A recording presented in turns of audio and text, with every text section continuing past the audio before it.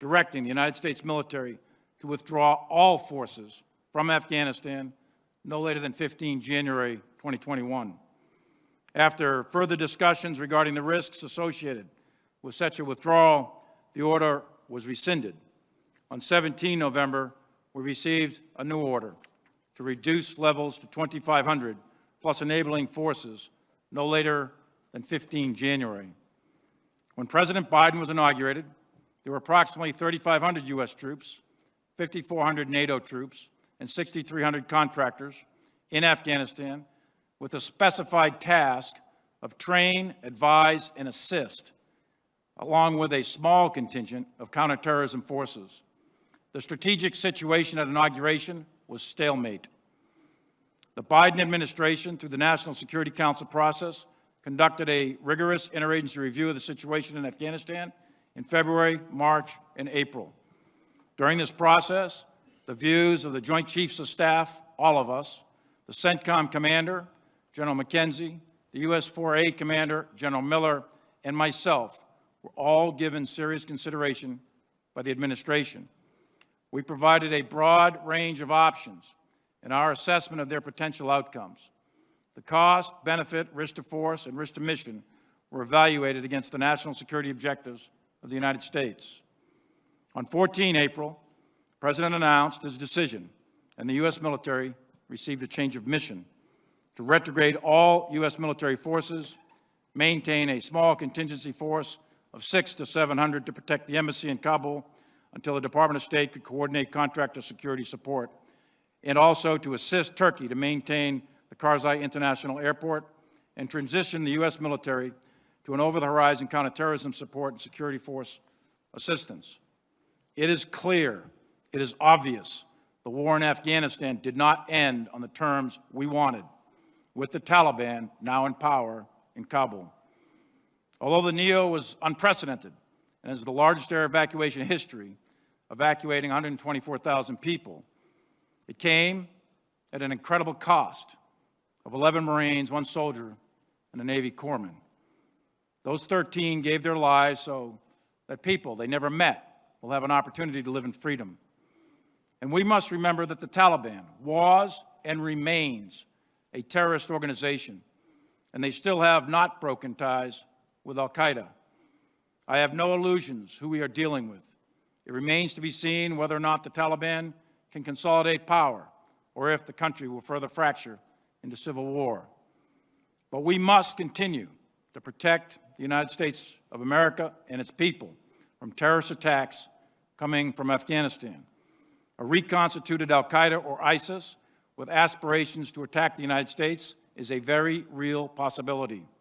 And those conditions, to include activity in ungoverned spaces, could present themselves in the next 12 to 36 months. That mission will be much harder now, but not impossible, and we will continue to protect the American people. Strategic decisions have strategic consequences. Over the course of 4 presidents, 12 secretaries of defense, 7 chairmen, 10 CENTCOM commanders, 20 commanders in Afghanistan, hundreds of congressional delegation visits, and 20 years of congressional oversight, there are many lessons to be learned. 2, specific to the military that we need to take a look at, and we will, is did we mirror image the development of the Afghan National Army? And the second is the rapid collapse, unprecedented rapid collapse of the Afghan military in only 11 days in August. However, one lesson must never be forgotten. Every soldier, sailor, airman, and Marine who served there in Afghanistan for 20 consecutive years protected our country from attack by terrorists. And for that, they should be forever proud, and we should be forever grateful. Thank you, Chairman. And if I could, I know that there's some issues in the media that are of deep concern to many members on the committee. And with your permission, I'd like to address those for a minute or two. Again, I've submitted memoranda for the committee to take a look at. You may proceed. Mr. Chairman, I've served this nation for 42 years. I've spent years in combat, and I've buried a lot of my troops who died while defending this country. My loyalty to this nation, its people, and the Constitution hasn't changed and will never change as long as I have a breath to give. My loyalty is absolute, and I will not turn my back on the fallen. With respect to the Chinese calls, I routinely communicated with my counterpart, General Lee, with the knowledge and coordination of civilian oversight.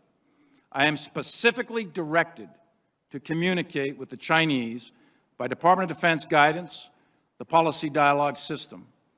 These military-to-military communications at the highest level are critical to the security of the United States in order to deconflict military actions, manage crisis, and prevent war between great powers that are armed with the world's most deadliest weapons. The calls on 30 October and 8 January were coordinated before and after with Secretary Esper and Acting Secretary Miller's staffs and the interagency. The specific purpose of the October and January calls were generated by concerning intelligence, which caused us to believe the Chinese were worried about an attack on them by the United States. I am certain that President Trump did not intend to attack the Chinese, and it is my directed responsibility, and it was my directed responsibility by the Secretary to convey that intent to the Chinese. My task at that time was to de-escalate. My message again was consistent. Stay calm, steady, and de-escalate. We are not going to attack you. At Secretary of Defense Esper's direction, I made a call to General Lee on 30 October. 8 people sat in that call with me, and I read out the call within 30 minutes of the call ending. On 31 December, the Chinese requested another call with me. The Deputy Assistant Secretary of Defense for Asia-Pacific Policy helped coordinate my call, which was then scheduled for 8 January, and he made a preliminary call on 6 January. 11 people attended that call with me, and readouts of this call were distributed to the interagency that same day. Shortly after my call ended with General Lee, I personally informed both Secretary of State Pompeo and White House Chief of Staff Meadows about the call, among other topics. Soon after that, I attended a meeting with Acting Secretary Miller where I briefed him on the call. Later that same day, on 8 January, Speaker of the House Pelosi called me to inquire about the President's ability to launch nuclear weapons. I sought to assure her that nuclear launch is governed by a very specific and deliberate process. She was concerned and made various personal references characterizing the President. I explained to her that the President is the sole nuclear launch authority and he doesn't launch them alone, and that I am not qualified to determine the mental health of the President of the United States. There are processes, protocols, and procedures in place, and I repeatedly assured her that there is no chance of an illegal, unauthorized, or accidental launch. By presidential directive and Secretary of Defense directives, the chairman is part of the process to ensure the President is fully informed when determining the use of the world's deadliest weapons. By law, I am not in the chain of command, and I know that. However, by presidential directive and DoD instruction, I am in the chain of communication to fulfill my legal statutory role as the President's primary military advisor. After the Speaker Pelosi called, I convened a short meeting in my office with key members of my staff to refresh all of us on the procedures which we practice daily at the action officer level. Additionally, I immediately informed Acting Secretary of Defense Miller of Speaker Pelosi's phone call. At no time was I attempting to change or influence the process, usurp authority, or insert myself in the chain of command. But I am expected, I am required to give my advice and ensure that the President is fully informed on military matters. I am submitting for the record a more detailed and unclassified memoranda that I believe you all now have, although late. And I welcome a thorough walkthrough on every single one of these events. And I'd be happy in a classified session to talk in detail about the intelligence that drove these calls. I'm also happy to make available any email, phone logs, memoranda, witnesses, or anything else you need to understand these events. My oath is to support the Constitution of the United States of America against all enemies, foreign and domestic, and I will never turn my back on that oath. I firmly believe in civilian control of the military as a bedrock principle essential to the health of this republic, and I'm committed to ensuring that the military stays clear of domestic politics. I look forward to your questions, and thank you, Chairman, for the extra time. Thank you, General. General McKenzie, I understand you do not have a statement. Is that correct? Sir, I'll waive my statement in order to get us back on schedule. Thank you very much, General. Secretary Austin, the Doha agreement represents direct negotiations with terrorists, and not just negotiations, but an agreement with them that excluded the Afghan government and the allies who've been fighting with us now since 9/11. It set a fixed departure date with conditions has been indicated were not really followed consistently by the Taliban. As you considered in April what to do, did the intelligence suggest to you that reneging on the departure of the troops would lead to significant attacks against American and allied military forces? Chairman, to my recollection, the intelligence was clear that if we did not leave in accordance with that agreement, the Taliban would recommence attacks on our forces. And they would include the blue-on-green attacks and any other means they could use to attack American forces? That's correct, Chairman. So the choice was, in many respects, were we going to incur additional casualties indefinitely in Afghanistan? That's one way to look at it. Is that fair? That's correct, Chairman. You certainly would have to take additional measures to be able to defend yourself if the Taliban recommence their offensive operations against us. Now, General Milley and General McKenzie, did the Doha agreement affect the morale of the Afghan forces, i.e., was there a sense now that even though it was months away, that the United States was leaving since we had agreed to leave? I'll let Frank talk the details, but my assessment is yes, Senator. It did affect the morale of the Afghan security forces. General McKenzie? Sir, it's my judgment that the Doha agreement did negatively affect the performance of the Afghan forces, in particular by some of the actions that the government of Afghanistan was required to undertake as part of that agreement. And one of the critical issues was the agreement to withdraw contractors, which are basically the engine that maintains the Air Force of Afghanistan and many other logistical operations. And that was just as critical as the troop departure, I would assume. Chairman, it was. We had plans in place to try to conduct those operations from over the horizon. They were not as effective as having contractors on the ground on site with the aircraft. The momentum appeared to be shifting to the Taliban. Indications were their penetration of parts of the country in the northern sectors, particularly, which traditionally opposed the Taliban, the Northern Alliance. But that started, to be fair, that started long before Doha. There are some commentators who have suggested since 2014, the Taliban have been surrounding provincial capitals, insinuating themselves into the politics of the local communities, striking bargains. Is that your impression too, General McKenzie? So I think it is a good assessment that from 2014 on, the Taliban did pursue that strategy, and they had some success. Now, the government of Afghanistan also had success holding on to centralized urban areas and population centers. But the Taliban pursued a distinct strategy and had some success with it.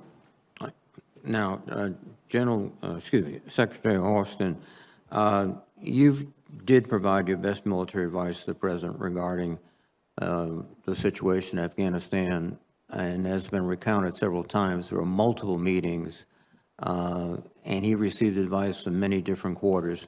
Do you feel that you had the opportunity to make your advice very clear? I do, Chairman. As I've said before, I always keep my my advice to the President confidential, but I am very much satisfied that we had a thorough policy review, and I believe that all of the parties had an opportunity to provide input, and that input was received. Thank you very much. Senator Inhofe. Thank you, Mr. Chairman. It was 2 weeks ago that we had a closed classified hearing. We had General Miller's recommendation at that time. Well, let me first of all just mention that during their confirmation process, you committed, and I'm speaking now to General McKenzie and General Milley, to giving your honest and personal views of this committee, even if those views were differed from those of the administration, and I'm confident that you will be doing that. During this hearing that we had, it was emphasized to us from General Miller that he was recommending the 2,500 troops in Afghanistan. Now, we didn't receive the documentation from your offices, I say to the witnesses today, until, well, actually 10:35 last night. So it really wasn't time to get into a lot of the details, but I'd ask General McKenzie, did you agree to the recommendation that General Miller had 2 weeks ago? Senator, again, I won't share my personal recommendation to the President, but I will give you my honest opinion, and my honest opinion and view shaped my recommendation. I recommended that we maintain 2,500 troops in Afghanistan. And I also recommended earlier in the fall of 2020 that we maintain 4,500 at that time. Those are my personal views. I also have a view that the withdrawal of those forces would lead inevitably to the collapse of the Afghan military forces and eventually the Afghan government. Yes, so I understand that. And General Milley, I assume you agree with that in terms of the recommendation of 2,500? What I said in my opening statement and the memoranda that I wrote back in the fall of 2020 remained consistent, and I do agree with that. This committee is unsure as to whether or not General Miller's recommendation ever got to the President. You know, obviously, there are conversations with the President, but I would like to ask, even though General McKenzie, I think you've all made this statement, did you talk to the President about General Miller's recommendation? Sir, I was present when that discussion occurred. And I'm confident that the President heard all the recommendations and listened to them very thoughtfully.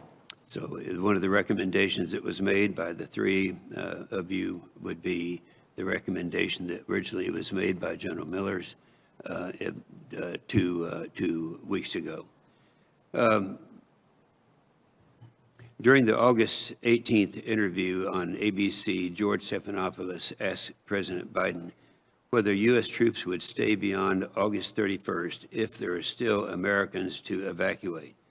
President Biden responded, and this is a quote, "If there's American citizens left, we're going to stay to get them all out." This didn't happen.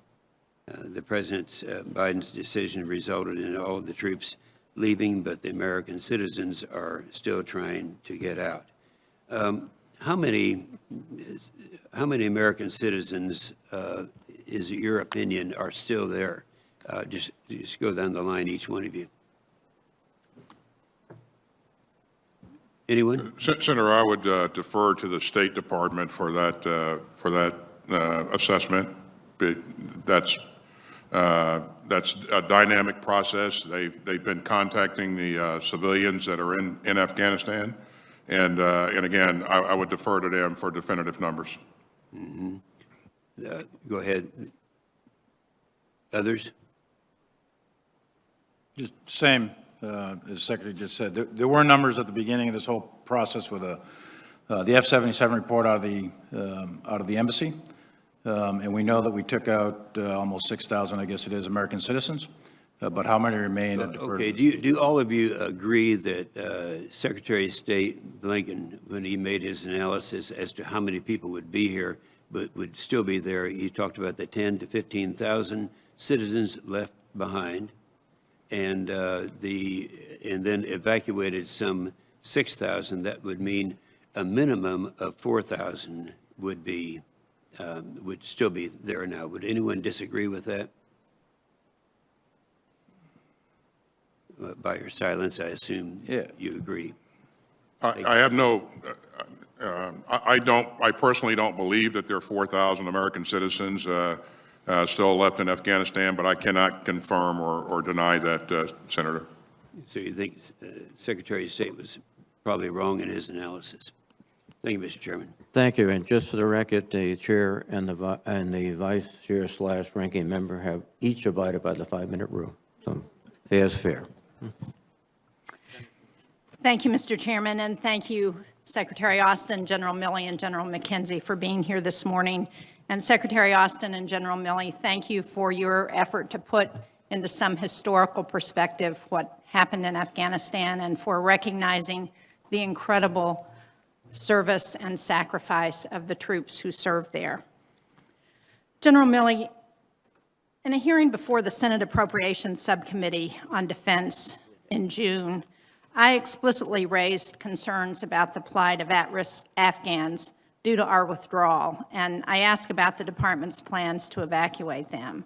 Now, you indicated today that you thought we might be facing the kind of desperate situation that we saw in Kabul, but your response at that time was that, quote, lots of planning was ongoing, and this is end quote, and the State Department was leading efforts pertaining to evacuating our Afghan partners. And you explicitly told the committee that in your professional opinion, you did not see Saigon 1975 in Afghanistan. So I'm just trying to figure out why we missed, or from a public perception, it appears that we didn't anticipate the rapid fall of Afghanistan and Kabul and the rise of the Taliban and the way we saw it play out on television. And what did we miss? I think, Senator, we absolutely missed the rapid 11-day collapse of the Afghan military and the collapse of their government. I think there was a lot of intelligence that clearly indicated that after we withdrew, that it was a likely outcome of a collapse of the military and a collapse of the government. Most of those intelligence assessments indicated that that would occur late fall, perhaps early winter. Kabul might hold till next spring. It depends on when the intel assessment was written. So after we leave, the assessments were pretty consistent that you'd see a general collapse of the government and the military. While we were there, though, up through 31 August, there's no intel assessment that says the government's going to collapse and the military's going to collapse in 11 days that I'm aware of. And I've read, I think, pretty much all of them. So, and even as late as the 3rd of August, and there's another one on the 8th of August, et cetera, they're still talking weeks, perhaps months, et cetera. General McKenzie can illuminate on his own views on the same topic. He gave his assessments at the same time. And although General Miller did, in many, many assessments, say rapid, fast, hard for collapse, he also centered into the October-November timeframe as opposed to August. So how do we avoid that happening again? I think the key, Senator, that we missed, frankly, we had some indicators, but we didn't have the full, wholesome assessment of leadership, morale, and will. There were some units, and I don't want to say negative things about these guys. There's 60, 70,000 of the Afghan service that were killed in action over the last 20 years. And many units did fight at the very end. But the vast majority put their weapons down and melted away in a very, very short period of time. I think that has to do with will, leadership, and I think we still need to try to figure out exactly why that was. And I have some suggestions, but I'm not settled on them yet. But we clearly missed that. I think one of the key factors we missed it for was we pulled our advisors off 3 years ago. And when you pull the advisors out of the units, you no longer can assess things like leadership and will. We can count all the planes, trucks, and automobiles, and cars, and machine guns, and everything else. We can count those from space and all the other kind of intel assets. But you can't measure the human heart with a machine. You got to be there. Thank you. Secretary Austin, I'm about to run out of time, so you may want to respond to this on the next round. But one of the challenges with getting special immigrant visa applicants out of Afghanistan and this wasn't just a problem in the evacuation, this has been a historic problem that has gone over years, has been having the documents that show they actually served with our military. And DOD has been cited as the major problem in getting those documents. So again, how do we make sure that doesn't happen again in some future conflict where we need our partners on the ground to serve alongside of our military members? And I'm out of time. So hopefully you will answer that. Thank you. Thank you very much, Senator Haynes. Senator Wicker, please. Chairman Reed, before I ask my questions, I have an objection. We've been having hearings in a classified setting on this, our first public hearing. But and I'm sorry Senator Kaine has had to step away, but in a previous hearing, he expressed frustration in various hearings he had been to, and a frustration that I shared, that when the State Department is here and we ask them a question, they say, well, you have to ask the Defense Department that. And now, today, again, Defense Department people are before us, and a question was asked, and the answer to Senator Inhofe was, well, you have to ask the State Department that. Senator Kaine gently but fatherly sent a message to the administration at our last classified hearing that we need to cut that out, that members of the Defense Department need to be ready for the questions that we have asked and that we're going to ask. And so I object to the continuation of that in this hearing today. While I'm at it, I would also point out, General Milley, I appreciate your statement, and I've read it, and I understand what you're trying to say. But further than what you mentioned, the allegation is that you told combatant commanders to report back to you.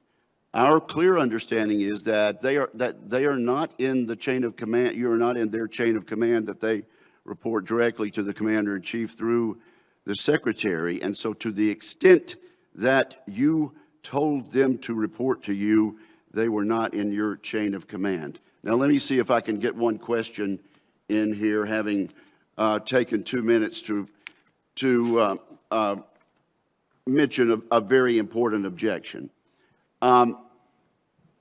General Milley, in the fall of 2020, you said an accelerated withdrawal would risk substantial gains and damage U.S. credibility.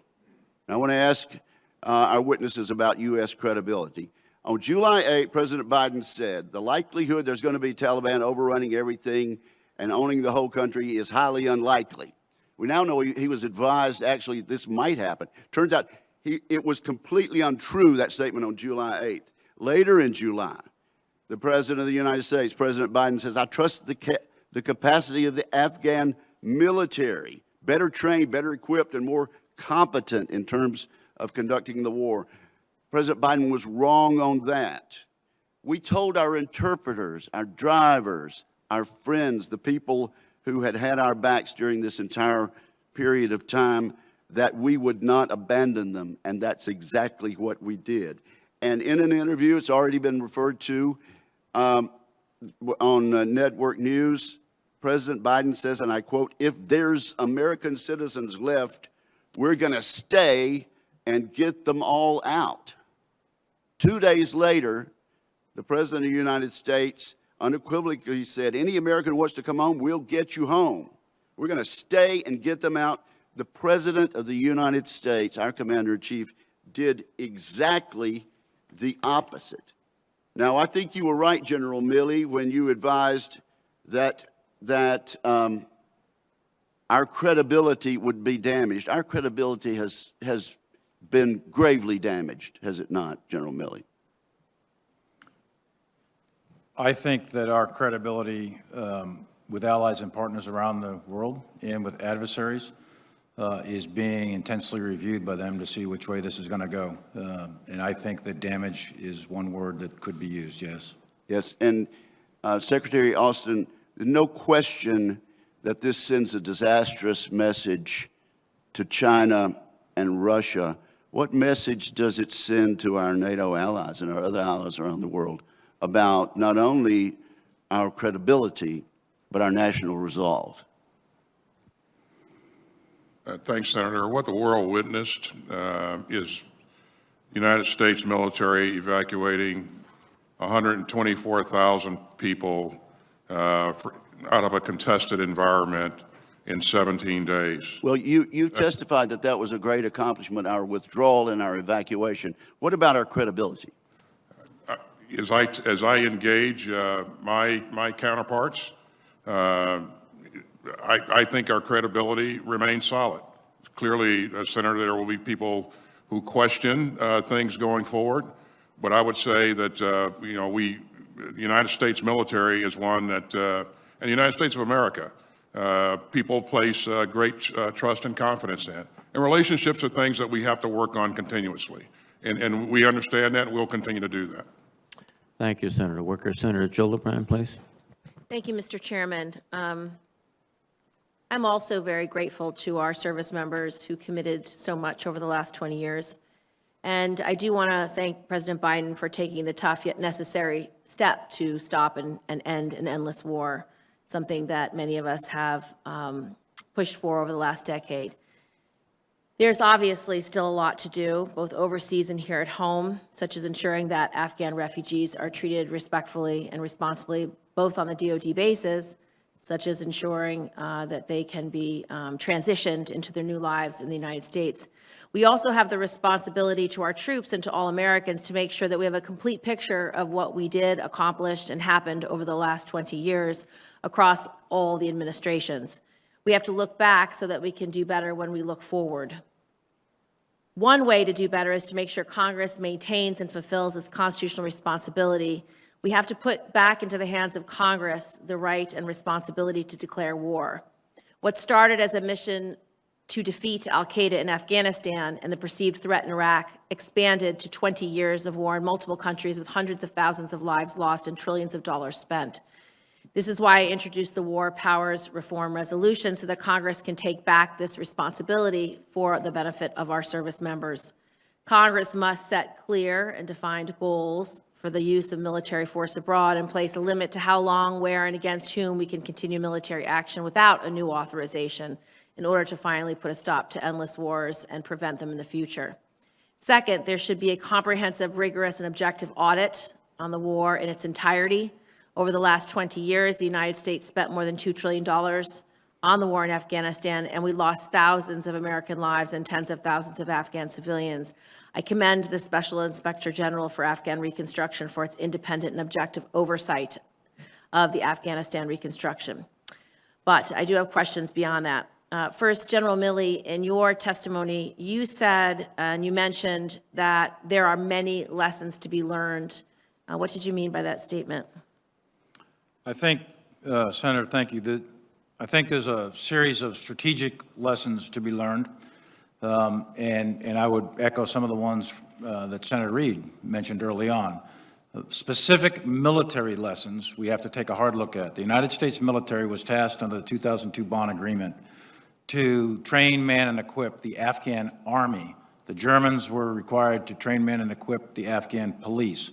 As we built that army and all of its components, I think that one error we may have made over time is we made them too dependent on technology, too dependent on our capabilities. We didn't take in the cultural aspects perhaps as much as we should have, and we mirror imaged, to put it simply. I think that's a big lesson. We're going to have to take a hard look at it, and the result is when you pull contractors, you pull troops. That, I think, is one of many contributing factors to the rapid collapse.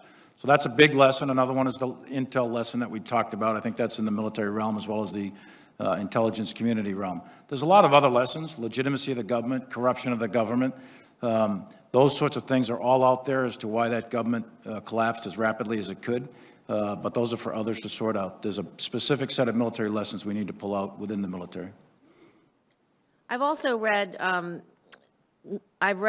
various opinion pieces. I know everyone here is deeply disturbed that the trained Afghan military did not perform as expected. I'd like your thoughts on, if they had performed as expected, would we have seen a prolonged civil war? What is your estimate of what the impact of them actually fighting would have been? My estimate is if they had, performed as we expected them to perform, that the government would still be there. They would have probably lost significant chunks of territory, but Kabul would be there in some of the major provincial capitals. But I'd defer that. Probably you get a more granular view from that from General McKenzie. General McKenzie? I mean, I think had the Afghan military fought, we would have probably seen the Kabul Bowl, the approaches to Kabul, get into the winter, still under the control of the government of Afghanistan. A lot of the outlying provinces would not have been. But I would just note that it wasn't so much the collapse of the Afghan military as the collapse of the Afghan government writ large. Those two things happened together, and they were completely linked together. So when you consider one, I think you have to think about the other. Additionally, in retrospect, one of the areas of debate has been whether we should have started our evacuation earlier. And I recognize that the Kabul government asked us not to start our evacuation early. Can you speak to what you now know and whether it would have been smarter or more effective if we had started evacuating personnel a year in advance or 6 months in advance or any time in advance? Could I ask the Senator? I apologize. I didn't realize my time was expired. Thank you. I'll submit that for the record. Thank you very much, Senator Gillibrand. Senator Fisher, please. Thank you, Mr. Chairman. I, too, would like to thank our military men and women for their dedication to this country, for the sacrifices that they and their families make in any theater of war and make every day for us.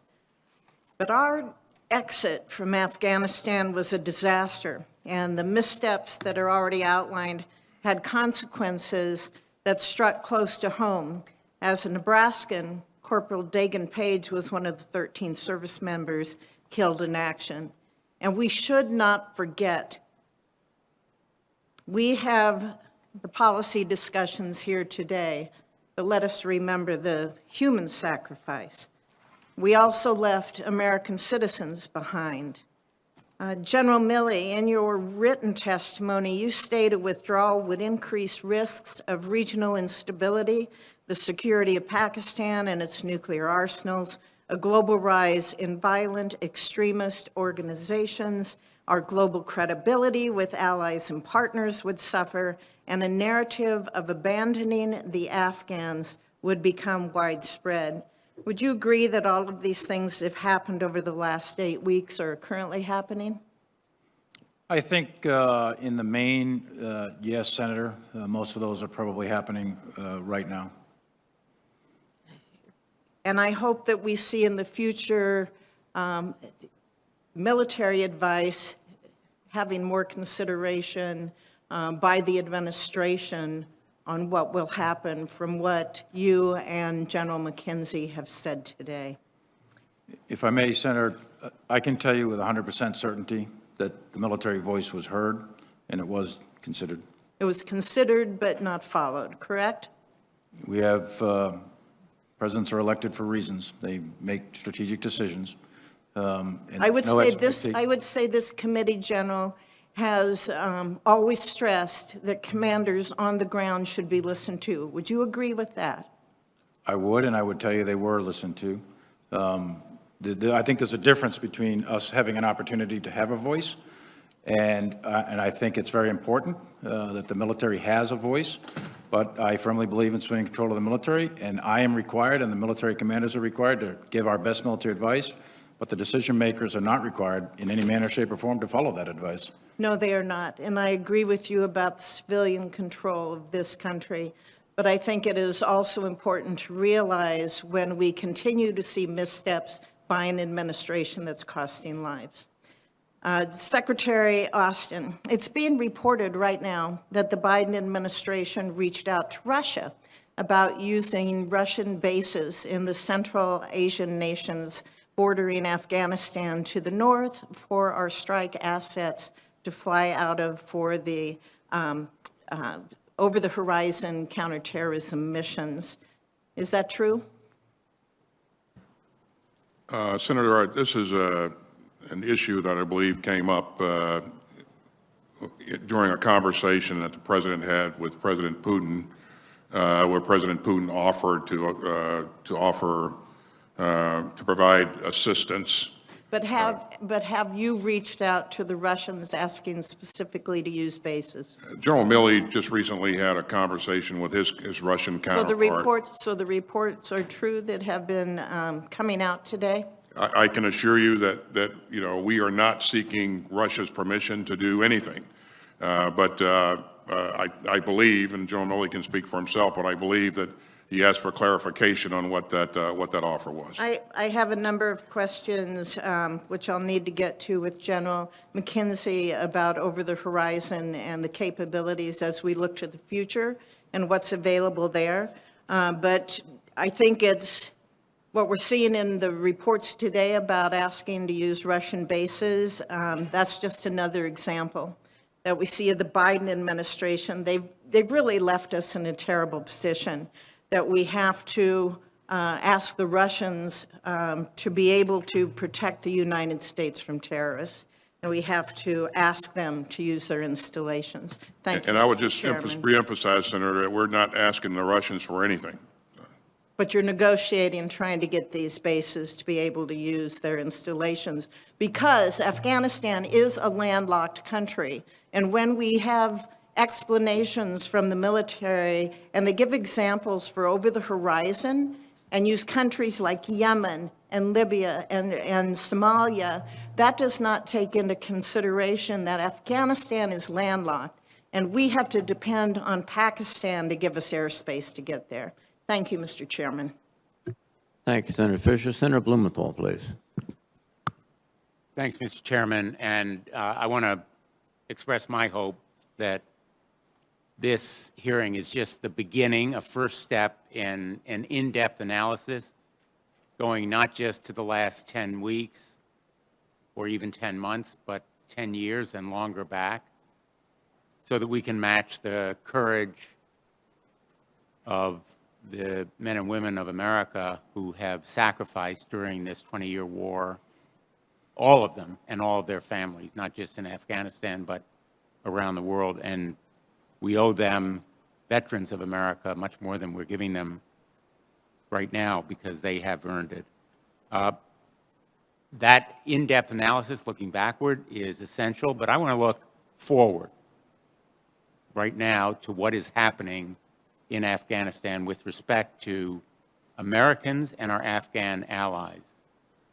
After our withdrawal, it was left to an unofficial network or coalition of veterans, NGOs, some government officials. I was involved in an effort through chartered planes and airports outside of Kabul to try to airlift on a makeshift ad hoc basis Americans and Afghan allies still there. They have targets on their back. Their situation is increasingly urgent and desperate. And I have been frustrated by the lack of someone in charge and lines of authority, a point person. We need an evacuation czar, somebody who will provide a plan and supervise action so that we can get out of Afghanistan, the Americans that remain there. And I will tell you, we don't have an estimate on the number because nobody is in charge right now. So let me ask you, Secretary Austin, who at the Department of Defense has overall responsibility with overseeing the effort to evacuate? As you know, well, first of all, Senator, thank you to you and your colleagues for all that you've done to continue to help get American citizens out of Afghanistan. The State Department, following the departure of the military, the State Department remained engaged and continued to work to get American citizens out. And as we've seen, some 85 American citizens and 79 legal permanent residents have departed via the Kabul airport. And so that work continues on. The State Department set up a cell to continue this work and develop a mechanism. That cell is headed up by Ambassador Bass.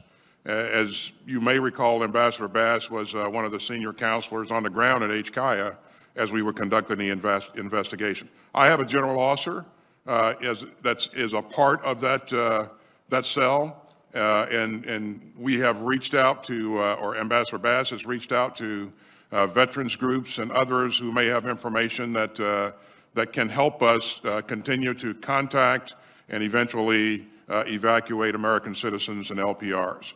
So this work continues, and we remain committed to continuing that work until we get out as many American citizens that are willing to come out.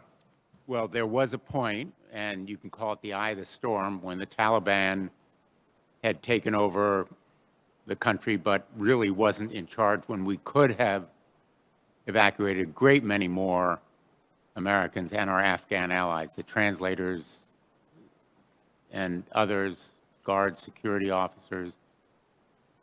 And I feel that the administration was on notice. In fact, a group of us went to the White House in the spring and urged that there be a plan for evacuation.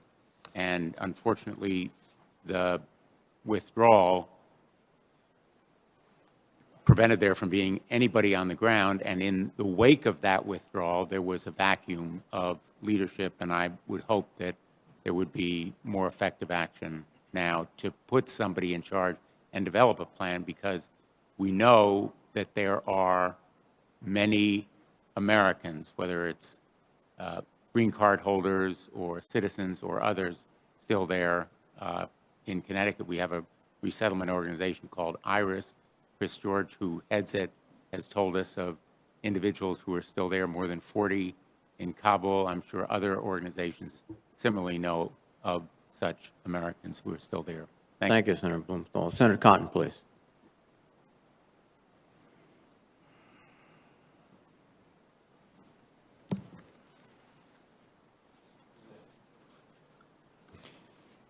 Thank you. General Milley, it's your testimony that you recommended 2,500 troops approximately stay in Afghanistan? As I've said many times before this committee and other committees, I don't share my personal recommendations to the President, but I can tell you my personal opinion and my assessment if that's what you want. Yes, please. Yes, my assessment was back in the fall of 20, and it remained consistent throughout, that we should keep a steady state of 2,500, and it could bounce up to 3,500, maybe something like that, in order to move toward a negotiated, gated solution. Did you ever present that assessment personally to President Biden? I don't discuss exactly what my conversations are with the sitting president in the Oval Office, but I can tell you what my personal opinion was, and I'm always candid. General McKenzie, do you share that assessment? Senator, I do share that assessment. Did you ever present that opinion personally to President Biden? Again, I'm not going to be able to comment on those executive discussions. Did General Miller ever present that opinion personally to President Biden? I think it would be best to ask him. I believe that his opinion was well heard.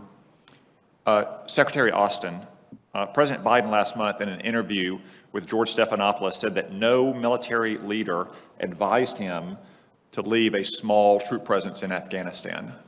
Is that true?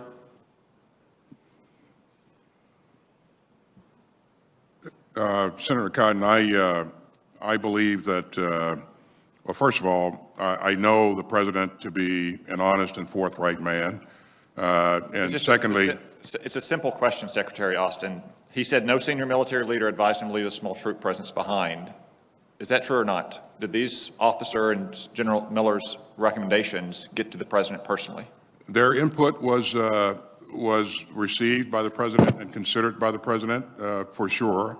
In terms of what they specifically recommended, Senator, as they just said, they're not going to provide what they recommended in confidence. I mean, it sounds to me, it's shocking to me. It sounds to me like maybe their best military advice was never presented personally to the President of the United States about such a highly consequential matter. Let me move on to another recommendation they are reported to have made. General Milley, Joe Biden has said that it was the unanimous recommendation of the Joint Chiefs that we not maintain a military presence beyond August 31st. We've heard testimony to that effect today as well. When was that unanimous recommendation sought and presented to the President? You're talking about the 31 August? Yes, the 31 August deadline for getting so out on of here. 25 August, I was asked to make an assessment and provide best military advice on... I'm sorry, my time is limited here. Okay.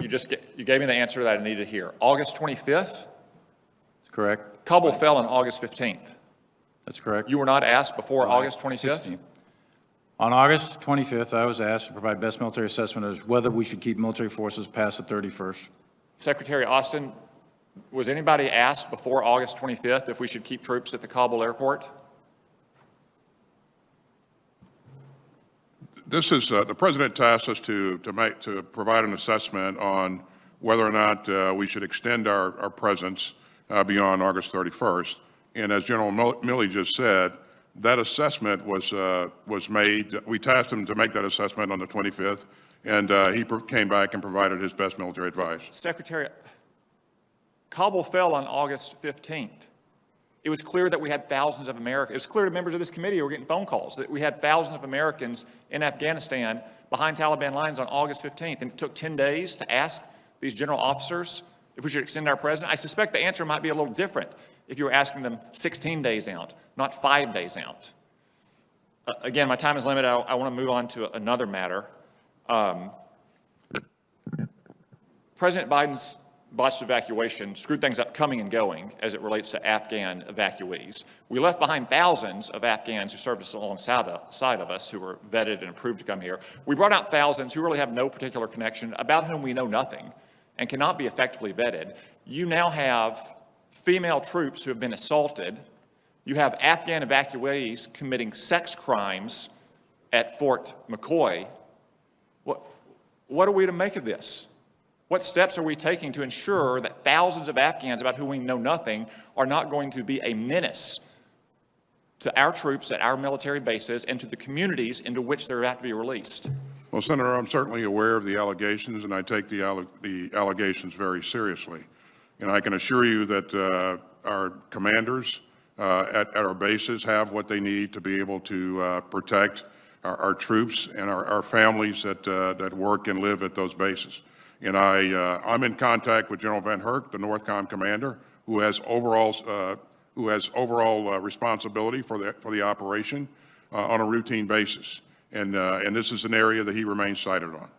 All right, I've just got one final question. General Milley, I can only conclude that your advice about staying in Afghanistan was rejected. I'm shocked to learn that your advice wasn't sought until August 25th on staying past the August 31 deadline. I understand that you're the principal military advisor, that you advise, you don't decide, the President decides.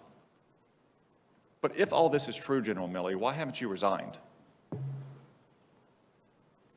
Senator, as a senior military officer, resigning is a really serious thing. It's a political act if I'm resigning in protest. My job is to provide advice. My statutory responsibility is to provide legal advice or best military advice to the President, and that's my legal requirement. That's what the law is. The President doesn't have to agree with that advice. He doesn't have to make those decisions just because we're generals. And it would be an incredible act of political defiance for a commissioned officer to just resign because my advice is not taken. This country doesn't want generals figuring out what orders we are going to accept and do or not. That's not our job. The principle of civilian control of the military is absolute. It's critical to this republic. In addition to that, just from a personal standpoint, you know, my dad didn't get a choice to resign at Iwo Jima, and those kids that are at Abbey Gate, they don't get a choice to resign. And I'm not going to turn my back on them. I'm not going to resign. They can't resign, so I'm not going to resign. There's no way. If the orders are illegal, we're in a different place. But if the orders are legal from civilian authority, I intend to carry them out. Thank you, Senator Cotton. Senator Hirono, please. Thank you, Mr. Chairman. Do I understand you correctly, General McKenzie and General Milley, that your personal recommendation was that the troops remain in Afghanistan, a certain number of them, beyond the August 31st deadline? No, Senator. Our recommendation, this is the Joint Chiefs of Staff, this is myself included, General McKenzie, Major General Donahue, the Ground Tactical Commander, the 82nd Airborne Division, and Admiral Vaisley. Every single one of us were in a tank. I brought him up. There was, Secretary Austin did not show up. There's no political pressure. There's no expectation of consensus. Every one of us evaluated the military conditions at the time on the 25th, and we made a unanimous recommendation that we end the military mission and transition to a diplomatic mission. Thank you. So while you testified that you may have had the personal recommendation in the, I think in your case, General McKenzie, in the fall of 2020, or it might have been General Milley, that by the time we're evacuating everyone, that was not a recommendation that you personally held? That Absolutely not. At Thank that you point, on the 25th of August, no. At the Thank you. 25th of August, we recommended that the mission end on the 31st. Thank you for because- that clarification. Thank you. So the evacuation was chaotic, and yes, we are really grateful that our military performed magnificently in evacuating over 120,000 people. But Secretary Austin, Secretary Blinken acknowledged to my colleagues on the Senate Foreign Relations Committee that no one believed the Afghan government and military could collapse as rapidly as it did, especially in the first weeks of August. However, U.S. forces conducted at least a couple of airstrikes in the middle of July aimed at blunting the Taliban's rapid advance. So Secretary Austin, in July, you were aware, or the DOD was aware, that the situation was deteriorating rapidly by July. Why wasn't action taken to secure the Kabul airport or retake Bagram then? Thank you, Senator. You're right. The tempo had picked up significantly. The Taliban continued to make advances. Our entire chain of command, myself, the chairman, General McKenzie, routinely engaged the Afghan leadership to encourage them to solidify their defensive plans, to make sure that they were providing the right logistics to their troops, and further stiffen their defenses to no avail.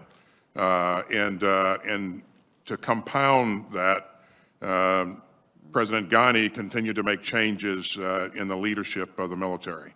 And this created further problems for the Afghan security forces. Mr. Secretary, I don't mean to interrupt you, but my time is elapsing. So this gets to the overestimation, I think the overly optimistic assessment, because even as late as July, you're still encouraging the Afghan Special Forces, you're expecting the Ghani government to remain, but that was not the case. In December of 2019, the Washington Post reported that the U.S. military commanders privately expressed a lack of confidence that the Afghan army and police could ever fend off, much less defeat the Taliban on their own. So, General Milley, you noted that there were some specific military lessons to be learned. This is not the first time that I think we have relied upon overly optimistic assessments of conditions on the ground or conflict conditions. It certainly happened in Vietnam. So my question to you is, what specific steps can we take to make sure that our assessments are not overly optimistic so we can avoid the kind of reliance on assessments that are not accurate? I think in the case of working with other countries' armies, it's important to have advisors with those units so you can do a holistic assessment of things that are very difficult to measure, the morale factors, leadership, will. I think that's one key aspect. Another part, I think it's really important, and this is a lesson from Vietnam and I think today, is don't Americanize the war. We learned that in El Salvador or in Colombia, for example, where we did assist and help other countries' armies fight in, insurgencies, and we were quite effective, but it was their country, their army, that bore the burden of all the fighting, and we had very, very few advisors, and it was quite effective. Now, every country is different, every war is different, it has to be evaluated on its own merits, but I think those are some key points that are worth thinking about. I agree. Thank you, Mr. Chairman. Thank you, Senator Rona. Senator Rounds, please. Thank you, Mr. Chairman. Gentlemen, first of all, thank you for your willingness to appear before this committee to answer questions on the withdrawal from Afghanistan. You've received and will continue to receive tough questions on what led to this decision. This is an important constitutional requirement of the jobs that you have agreed to serve in, and I thank you all for your many years of service to our nation. I want to underline the fact that every single member of this committee, regardless of party, is grateful for the dedication and bravery exhibited by our service members, especially those who gave their last full measure of devotion at Abbey Gate. General McKenzie, General Miller told this committee that he recommended keeping 2,500 troops in Afghanistan, and this is back in January of 2021. Because he felt that Afghan forces would not hold out long without our support. It seems to me that there would have been a process to convey General Miller's recommendation to the President. Can you share the process and who conveyed General Miller's recommendation, and was that recommendation delivered to both President Trump at the time and also to President Biden? So there is a process for delivering recommendations from commanders in the field. I was part of that process. While I've been very clear that I won't give you my recommendation, I've given you my view, which I think you can draw your own conclusions from. And my view is that 2,500 was an appropriate number to remain, and that if we went below that number, in fact, we would probably witness a collapse of the Afghan government and the Afghan military. So, General McKenzie, may I just, I guess my question is, would it be fair for the committee to assume that both President Trump and President Biden received that specific information that had been assumed to be delivered by General Miller? I believe it would be reasonable for the committee to assume that. And would General Miller have been able to deliver that directly to the President, or would someone else have had to have delivered that for him? I would leave it to General Miller to express an opinion on that, but he and I both had the opportunity to be in executive session with the President, and I can't share anything beyond making that statement. Thank you.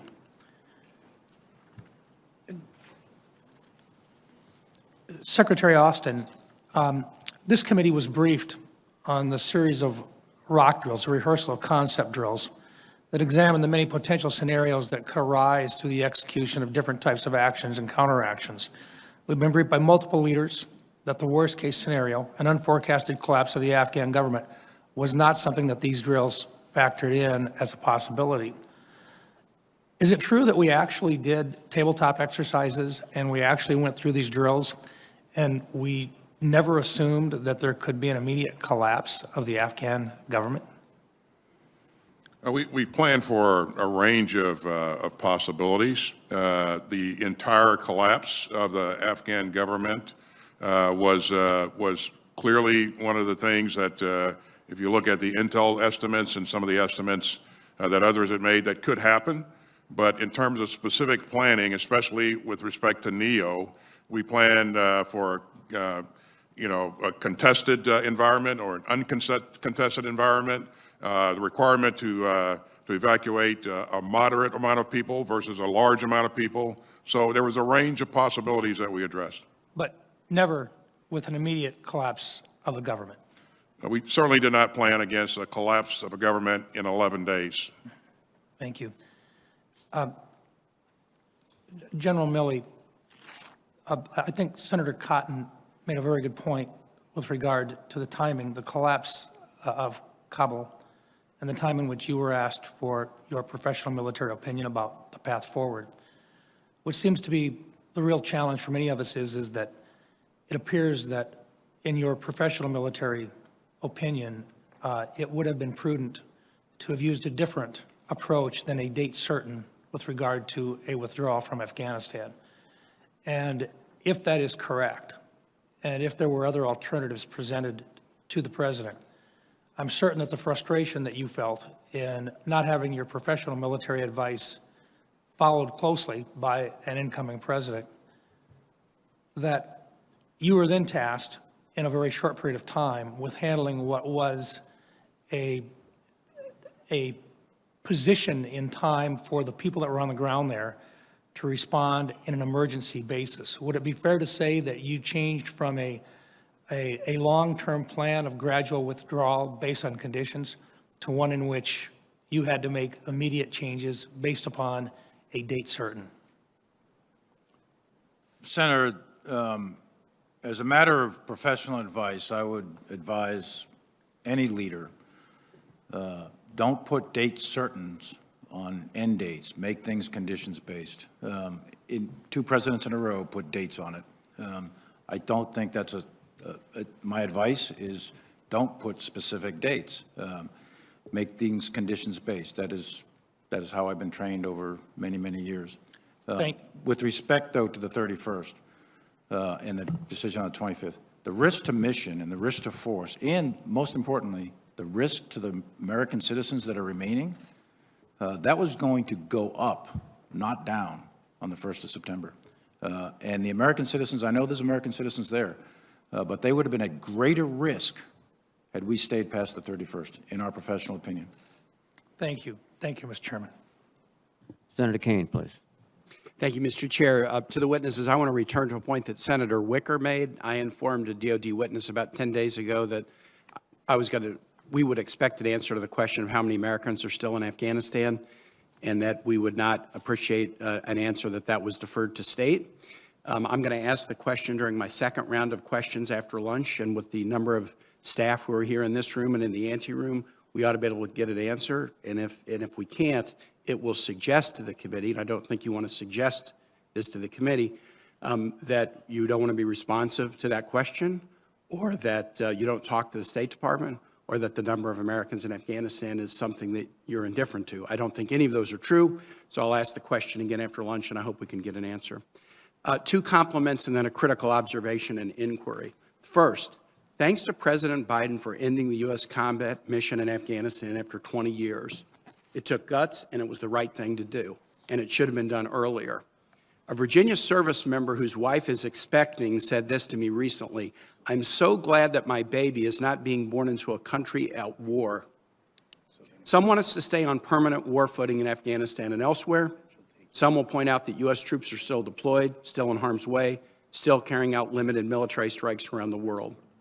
But to the families of those who have been deployed over and over again into Iraq and Afghanistan over the course of the last 20 years, they are relieved that America is now turning the page and rejecting the notion that we should be a nation in permanent war.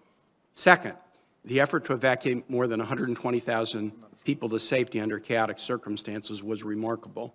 I visited the Dulles Expo Center, the principal arrival point for about 80% of the Afghans. I also visited Fort Lee, the first of the 8 forts that process Afghans. And I visited with Afghans, our troops, the many federal agencies working together, NGOs.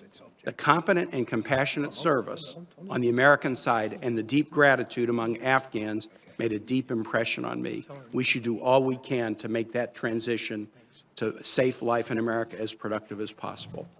My chief criticism and question is this: why did the Afghan security force and civilian government collapse so quickly, and why did the U.S. so overestimate their capacity?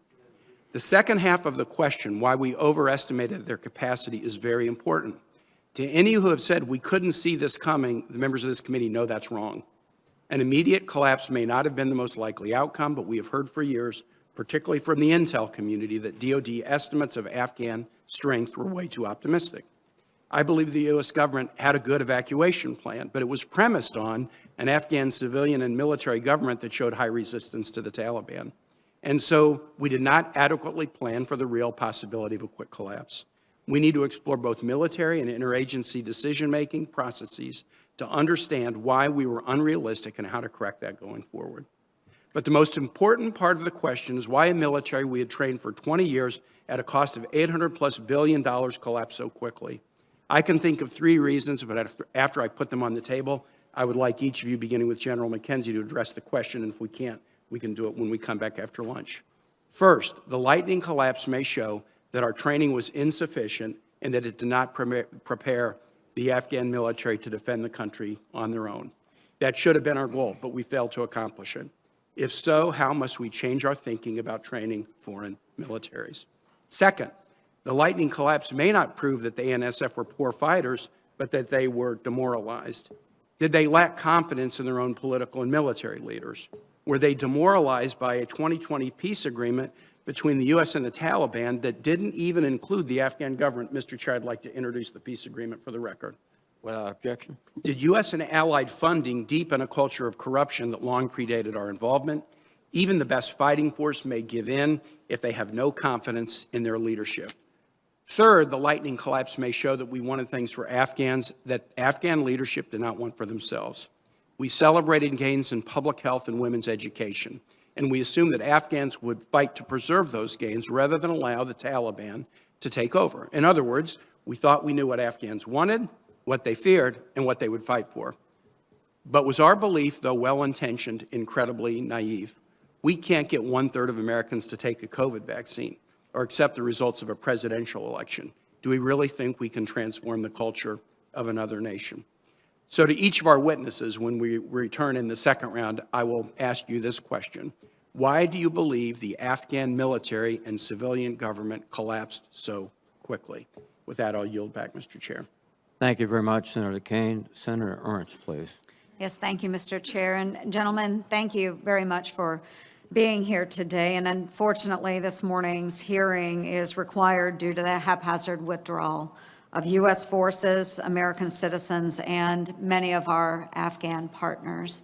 However, we do want to thank the men and women in uniform that assisted the evacuation of those that were able to make it out, and of course, to those that have given their service and sacrifice over the past 2 decades of the global war on terror.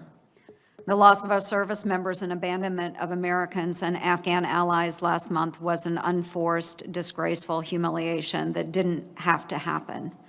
The president put a cheap political victory, a withdrawal timeline, timed to the 20th anniversary of 9/11 on his calendar, and executed his vision with little regard for American lives or the real threats that we face. I do appreciate your open, your honest, and expert participation in communicating to this committee what went wrong. I think our American citizens are at a real crossroads right now where they are questioning the leadership from this president and this administration. President Biden's blunders can't be erased, but the United States must now account for them through a revamped counterterrorism strategy that recognizes the newfound momentum of terrorists and new threats emanating from the Middle East, in addition to rising challenges that we see coming from China and Russia. Pretty high stakes. Secretary Austin, I'd like to start with you. Did President Biden or any of his national security advisors express any military or diplomatic conditions for the American withdrawal from Afghanistan beyond the looming date of 9/11? What were those military conditions or diplomatic conditions that were outlined to you?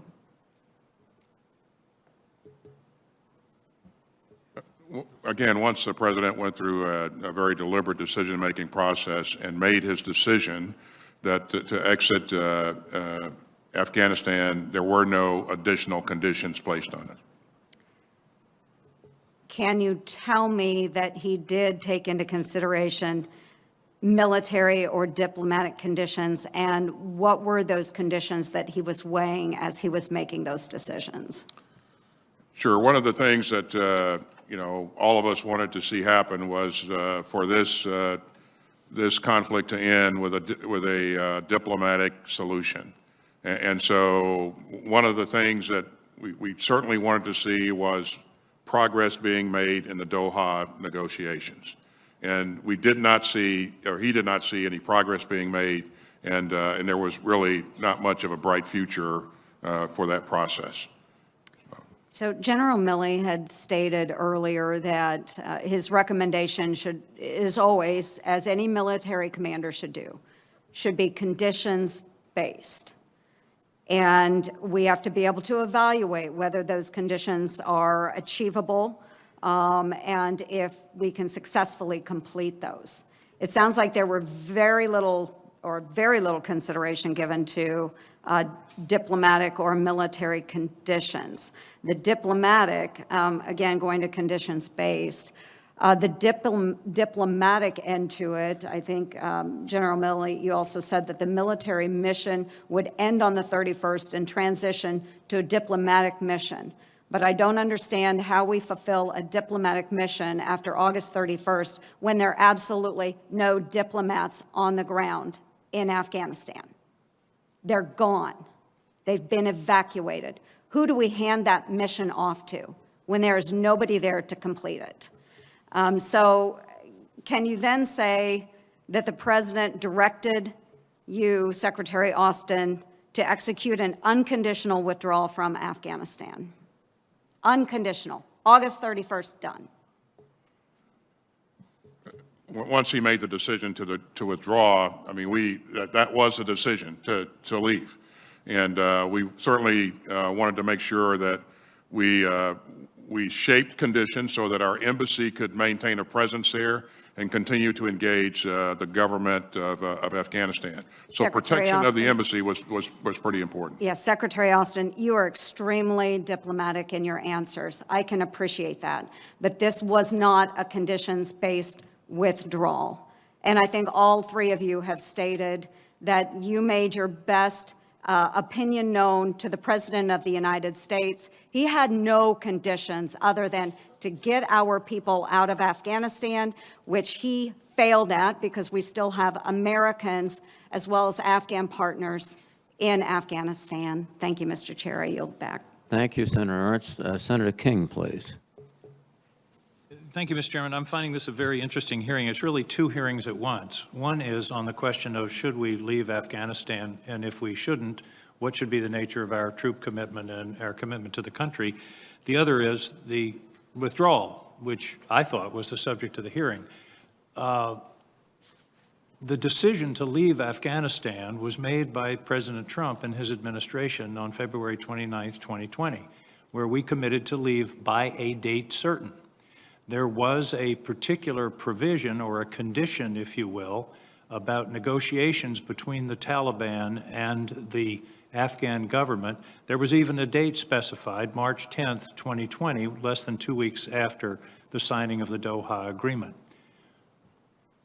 Clearly, that condition was not met. My question is, and General Milley, you were the only one who overlapped the two administrations, were there any efforts on behalf of the prior administration to enforce that condition of negotiation with the Afghan government and the Taliban?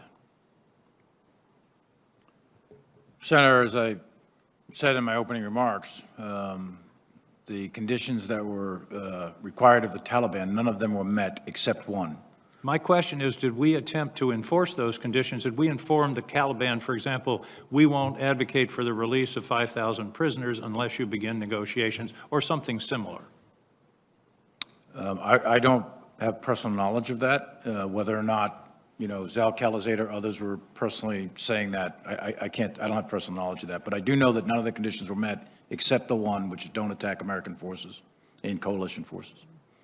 That condition was. The conditions were not met, but you testified that the troop withdrawals and the release of the 5,000 Taliban prisoners did proceed, even though the conditions had not been met. Is that correct?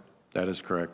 And you've testified you provided your best military advice to President Biden that there should be a residual force left in Afghanistan. Did you provide the same advice to President Trump when they were negotiating the Doha Agreement?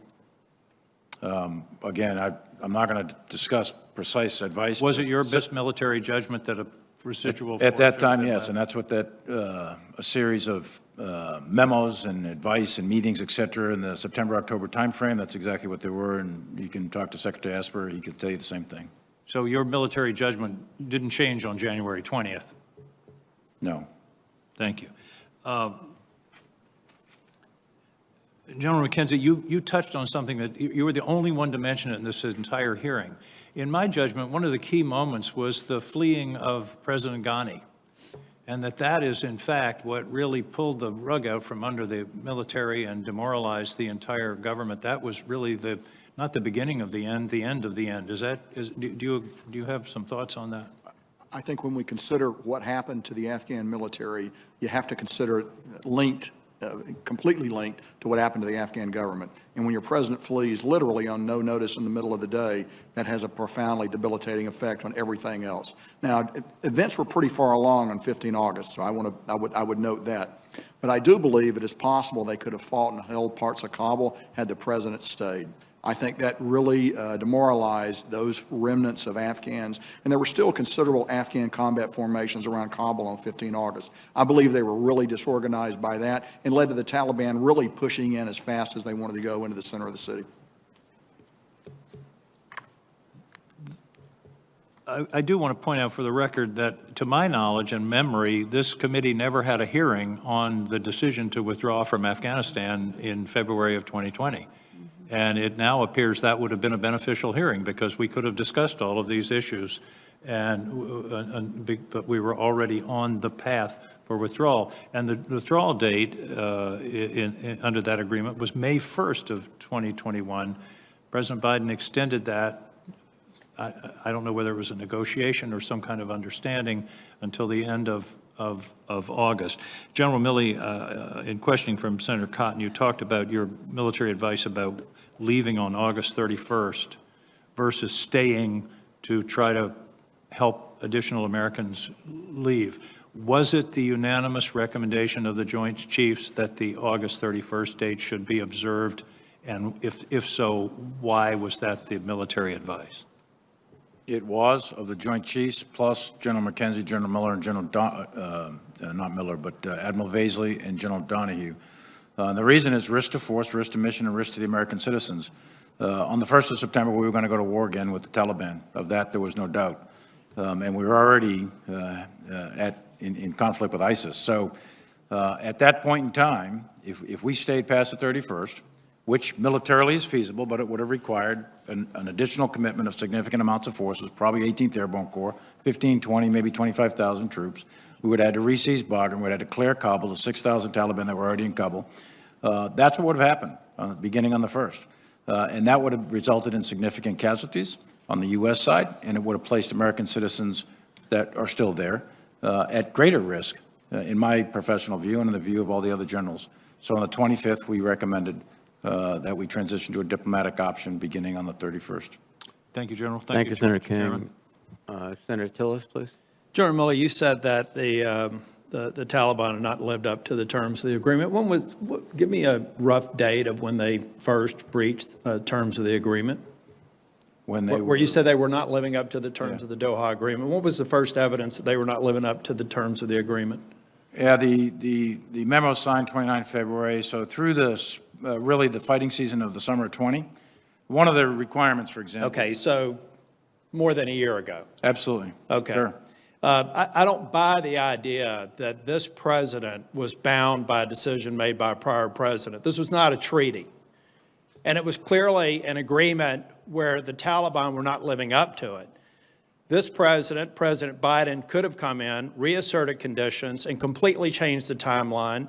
He's not bound by the president's prior agreements any more than he was bound by the President Trump's decision to exit the Iran deal or the Paris Climate Accords. So that, to me, is a false narrative. I also have to say that this president moving forward with a failed construct has cost American lives, or has cost lives of North Carolinians. We're working on a case with an SIV holder who had a sister who worked for an NGO, Save the Children, and a father who was in the Afghan police force. And as we were working to get through them, the Taliban 2.0 is every bit as ruthless as the one that we replaced in 2001. They sent pictures of the slit throats of people that we were working personally with. They killed this pregnant woman. They killed this police officer. And they are killing countless other people now that we should have gotten out. Secretary Austin, I think we do owe a debt of gratitude to the people that got 120,000, 124,000 people out. It was a logistical success, but this is a strategic failure. General McKenzie. General Miller said 2,500. I've heard you and General Milley also say you agreed with the idea. You personally agreed. You didn't necessarily say that you recommended to the president the 2,500. I understood from General Milley or General Miller that there was a broader context within that recommendation. There were 2,500 fighters, U.S. fighters. But I understand almost 5,000 NATO allies or 5,000 others that were willing to remain on the ground, and as General Miller said, keep the hand on the shoulder of the Afghan National Forces so that we could have a counter to the Taliban. Is that correct, that it was bigger than that? It was in probably the 7,000 range? Senator, you're correct. Yeah. Our NATO allies would have been on board for a while. And also a CIA presence with bases out there for human intelligence to help us be more precise, more exquisite with the execution of whatever operations we had on the ground? That is correct, Senator. Okay. Now, I know that you won't say that you advised the president, but is it fair to say that when General Miller, he said that he advised all of you on his recommendations, it sounds like 2 of the 3 of you agreed with it, is it at least fair to say that in the interagency discussion that those recommendations were made and that in your best military advice, it would have kept the situation stable in Afghanistan? Well, I've stated consistently that my position was if you go below 2,500, you're going to look at a collapse of the Afghan military. I did not foresee it to be days. I thought it would take months. But the rest of the ecosystem would go out with it, too. The NATO partners are going to leave, the interagency is going to leave, and you're going to leave the Afghans by themselves. Did any of you embrace the notion that the 2,500 plus the several thousand, I think an estimated 5,000 NATO allies and partners who were willing to stay there as well, did any of you agree with the president's assessment that if he acted on that recommendation, that he would ultimately have to send tens of thousands more U.S. service members to Afghanistan? That if we held that one, that it would ultimately just delay the day where we would be back to 100,000 or 50,000 U.S. forces in Afghanistan? So, Senator, these discussions were occurring in January, February, March. They're separate from the late August discussion, so I want to make that point. But in your best military judgment, do you believe that the recommendations that General Miller put forth, with some 2,500, and I think General Milley said maybe flex up to 3,500, do you believe that that would have sown the seeds for ultimately having to send tens of thousands of U.S. service members back to Afghanistan, Senator, as the president has said publicly? Senator, I believe there was a risk you would incur increasing attacks by the Taliban. That was a risk with holding at 2,500. That was a very clear risk. But I'll tell you, Senator, I'm really humbled recently by my ability to deduce what the Taliban would or would not do, so I think it's hard to know. Thank you. And next round, I'll get on to the fate of the SIV holders and people that are stranded in Afghanistan. Thank you, Mr. Chair. Thank you, Senator Tillis. Let me recognize Senator Warren, and I'm going over for the vote. Senator Hirono will preside in my absence. Senator Warren, please. Thank you, Mr. Chairman. So I want to begin by zooming out because it is not possible to understand our final months in Afghanistan without viewing them in the context of the 20 years that led up to them. Anyone who says the last few months were a failure, but everything before that was great, clearly hasn't been paying attention. In 2015, the Taliban conquered its first province since 2001.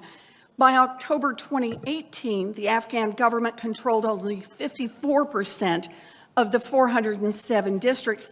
And by May 2020, the Afghan government controlled less than a third of Afghan's 407 districts.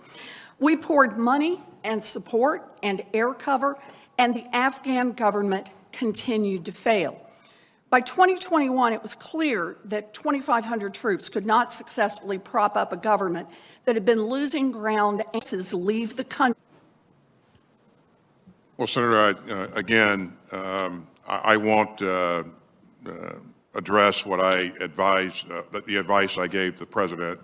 I would just say that in his calculus, this was not risk-free, and the Taliban, as we said earlier in this hearing, were committed to recommencing their operations against our forces.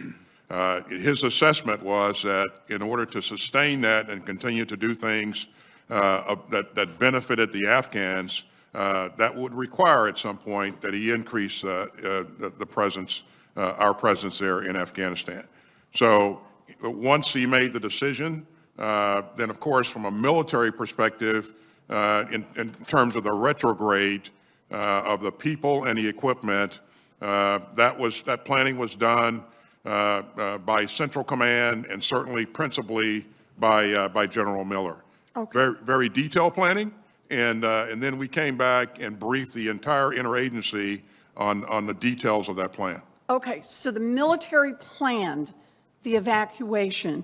Did President Biden follow your advice on executing on the evacuation plan? He did. Did President Biden give you all the resources that you needed? From my view, he did. Did President Biden ignore your advice on the evacuation at any point? No, Senator, he did not.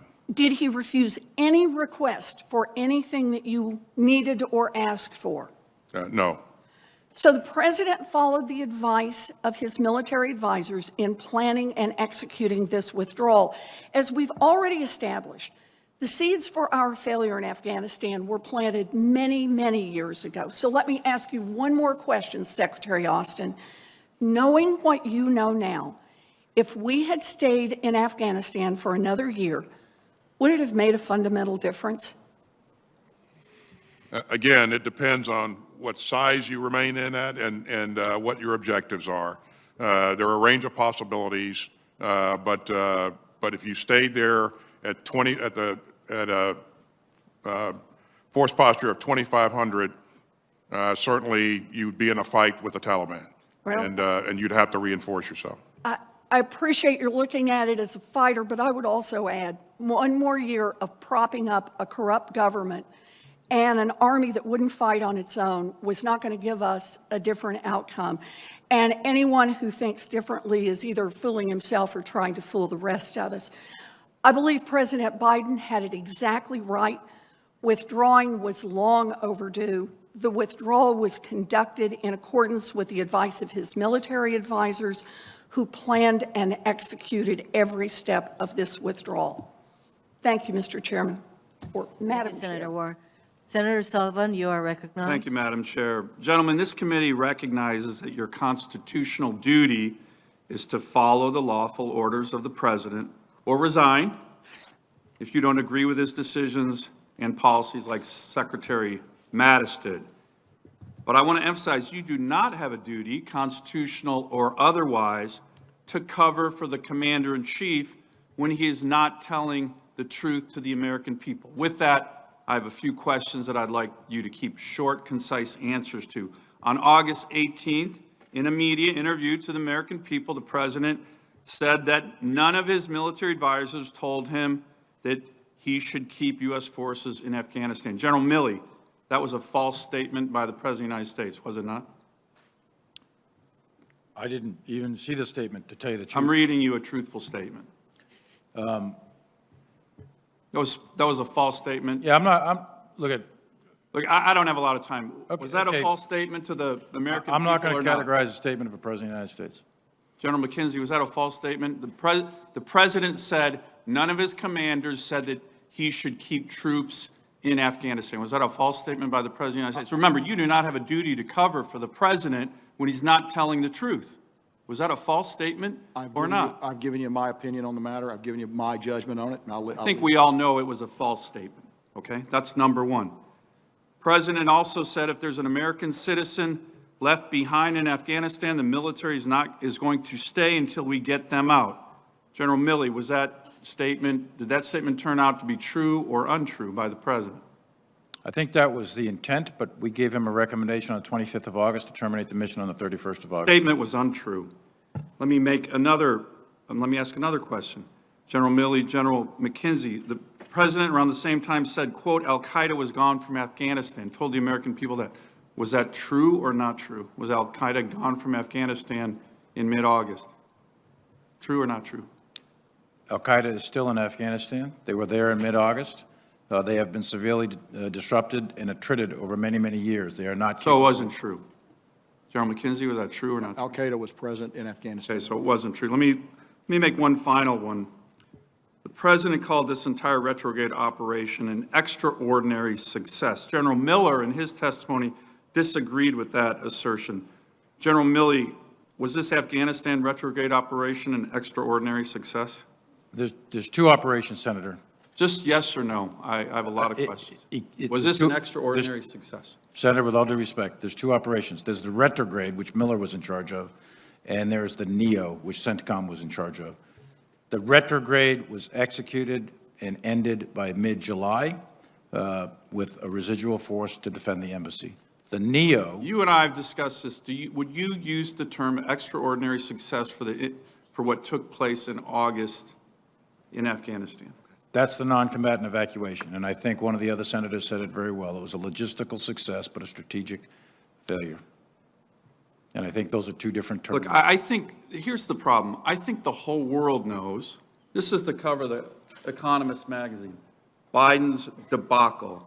That had stories in it, articles in it called "The Fiasco in Afghanistan is a huge and unnecessary blow to America's standing." That was one article. Joe Biden blames everybody else. That's another article. China sees America humbled. That's another article. And gentlemen, the problem here, these are not marginal misstatements by the president to the American people. These are dramatic, obvious falsehoods that go to the very heart of the foreign policy fiasco we have all witnessed. These are life and death deceptions that the president of the United States told the American people. I have one final question. I might leave it because it's a long one for the follow-up, but here's the anger. I've never seen my constituents more angry about an issue than this. And it's the combination of everybody knowing that this is a debacle, and yet people defending it as a, quote, extraordinary success. And here's the biggest: no accountability. No accountability. You gentlemen have spent your lives, and I completely respect it, troops in combat, you've been in combat, you've had troops under your command killed in action. You have been part of an institution where accountability is so critical, and the American people respect that. Up and down the chain, where there are instances, commanders get relieved. Up and down the chain, we see it. The McCain incident, the Fitzgerald incident, the AAV incident with the Marine Corps, 3-star, 4-star flag officers, all relieved of duty. But on this matter, on the biggest national security fiasco in a generation, there has been zero accountability, no responsibility from anybody. So I will ask this final question of all of you. Senator Cotton talked about Sullivan? it. Madam Chair, if I may. Could you submit your question for the record, please? We're trying to keep to a 5-minute questioning rounds. You can ask the question in your second round if you'd like. Thank you. Senator Peters.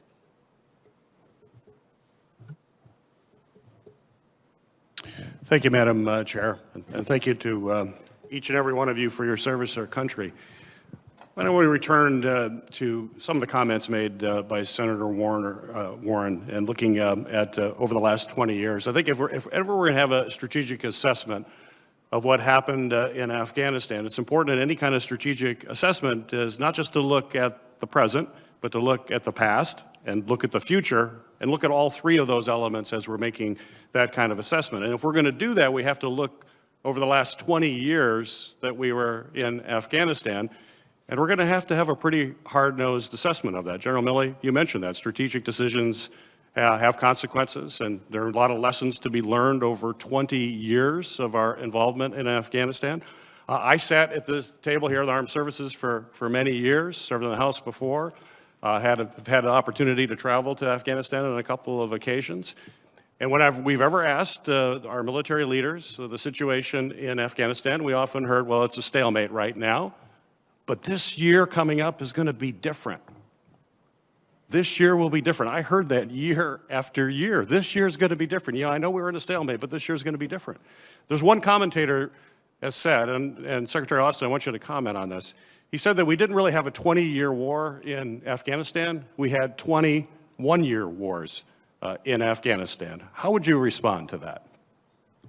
I would certainly say, Senator, that's something to think about. You know, you've heard me say in my opening comments, yeah, we have to ask ourselves some tough questions. Did we have the right strategy? Did we have too many strategies?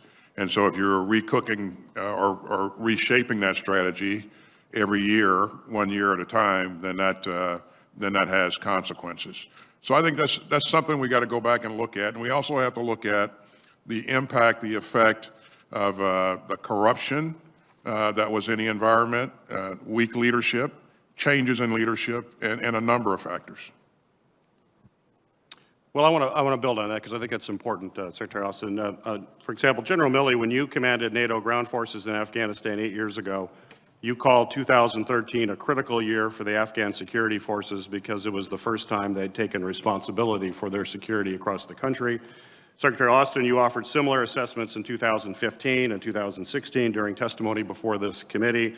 As CENTCOM commander, you emphasized that there were 326,000 ANSF forces and they were ready to lead security operations. And I'll just say, from also my experience, especially when I was in Afghanistan, the input that I got from our commanders was that this year is going to be different. We're going to be able to do things better.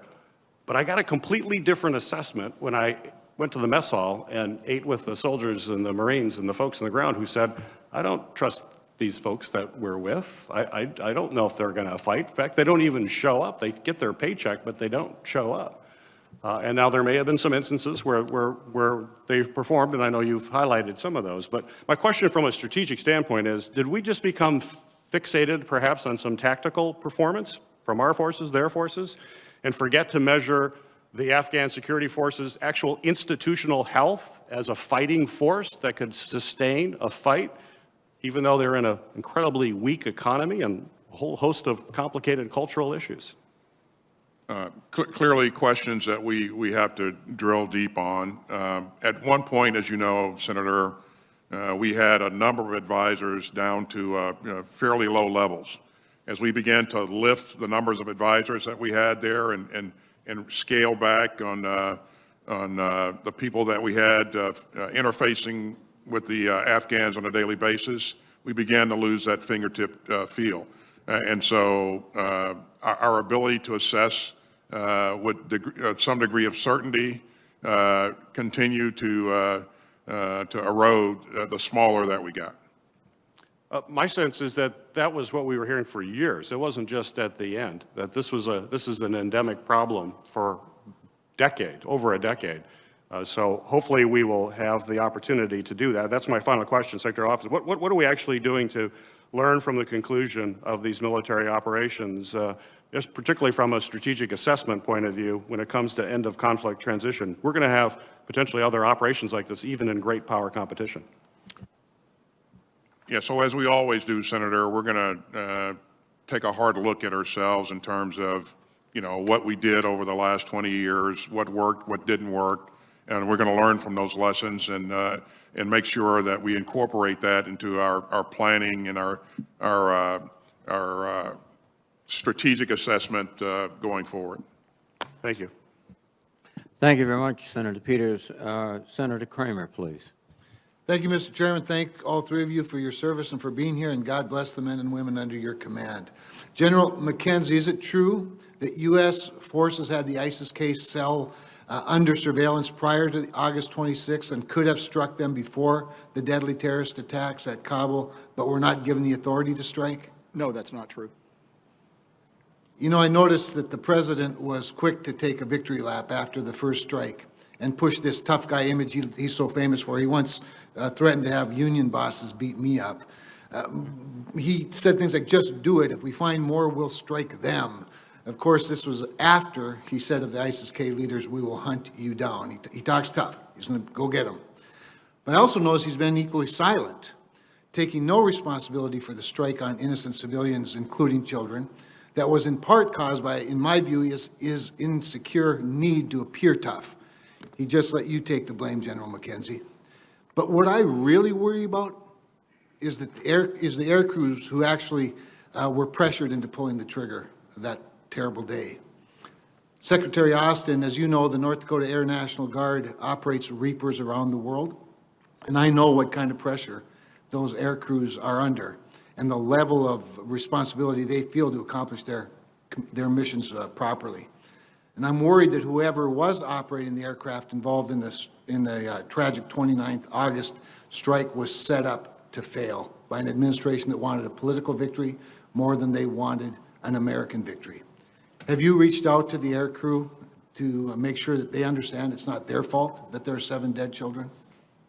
I have not, Senator. As you probably know, I have directed a 3-star review of this incident. General McKenzie did an initial investigation, and I've directed a 3-star review, and so I won't make any comments. You know, there certainly seem to be a lot of indications that a terrorist event was likely, if not imminent, leading up to the ISIS-K bombing on the 26th. Were our military members still, why were our military members still exposed after that threat was known, General McKenzie? The purpose of our force at the airfield was to bring American citizens and Afghans at risk out. In order to do that, you had to have the gates open. You had to process people. You're right, there were a lot of threats, and we worked very hard to minimize those threats. And you try to balance it. Every once in a while, the bad guys sneak one in on you. This is an example of where that occurred. It wasn't through any lack of attention to trying to find those cells or looking hard for them. And we did find a number, and we did, in fact, which I'll be happy to talk about in closed session, we did, in fact, enable and stop those attacks from occurring. This one we were not successful on. So speaking of that, I want to drill down just a minute since I have a couple. The Taliban was controlling the checkpoints, obviously, around the airport. And you'd indicated, General McKenzie, that the U.S. at that time had you called it a pragmatic relationship of necessity with the Taliban.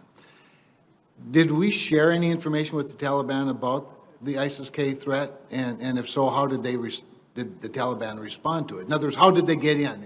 Is it possible that they let them in on purpose? So it is possible that they let them in on purpose, but the body of intelligence indicates that is not, in fact, what happened. You know, so one event happened, and that's a terrible, tragic event. A lot of other events didn't happen because that outer circle of Taliban forces were there. Look, I defer to no one in my disdain for the Taliban and my lack of trust for them, but I believe they actually prevented other attacks from occurring. This event, someone got through. I believe there were other times when people did not get through. All right. Look, the reality is there are patriotic Americans all over the country, and certainly in North Dakota that are really upset. I mean, they're genuinely pissed off.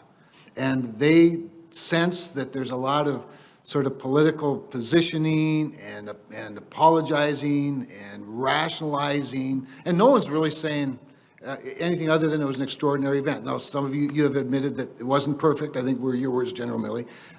But extraordinary success just rankles them when they hear that, especially when they see that out of the 124,000 people that were brought to the United States, we don't know much about a whole bunch of them. And yet we know a whole bunch about people that weren't brought back to the United States. And they're upset. They're really, really upset. And I know you know that. I think you're seeing the reflection of that in their elected representatives. And when we get to this afternoon, we'll probably drill down a little more on some things. But I look forward to the closed session as well, General McKenzie, to learn more about the August 26th. Thank you, Senator Kramer. Senator Manchin, please. Thank you very much. And first of all, thank all three of you. I appreciate your service to our country, and I never have doubted your unwavering commitment to defend our country and our Constitution.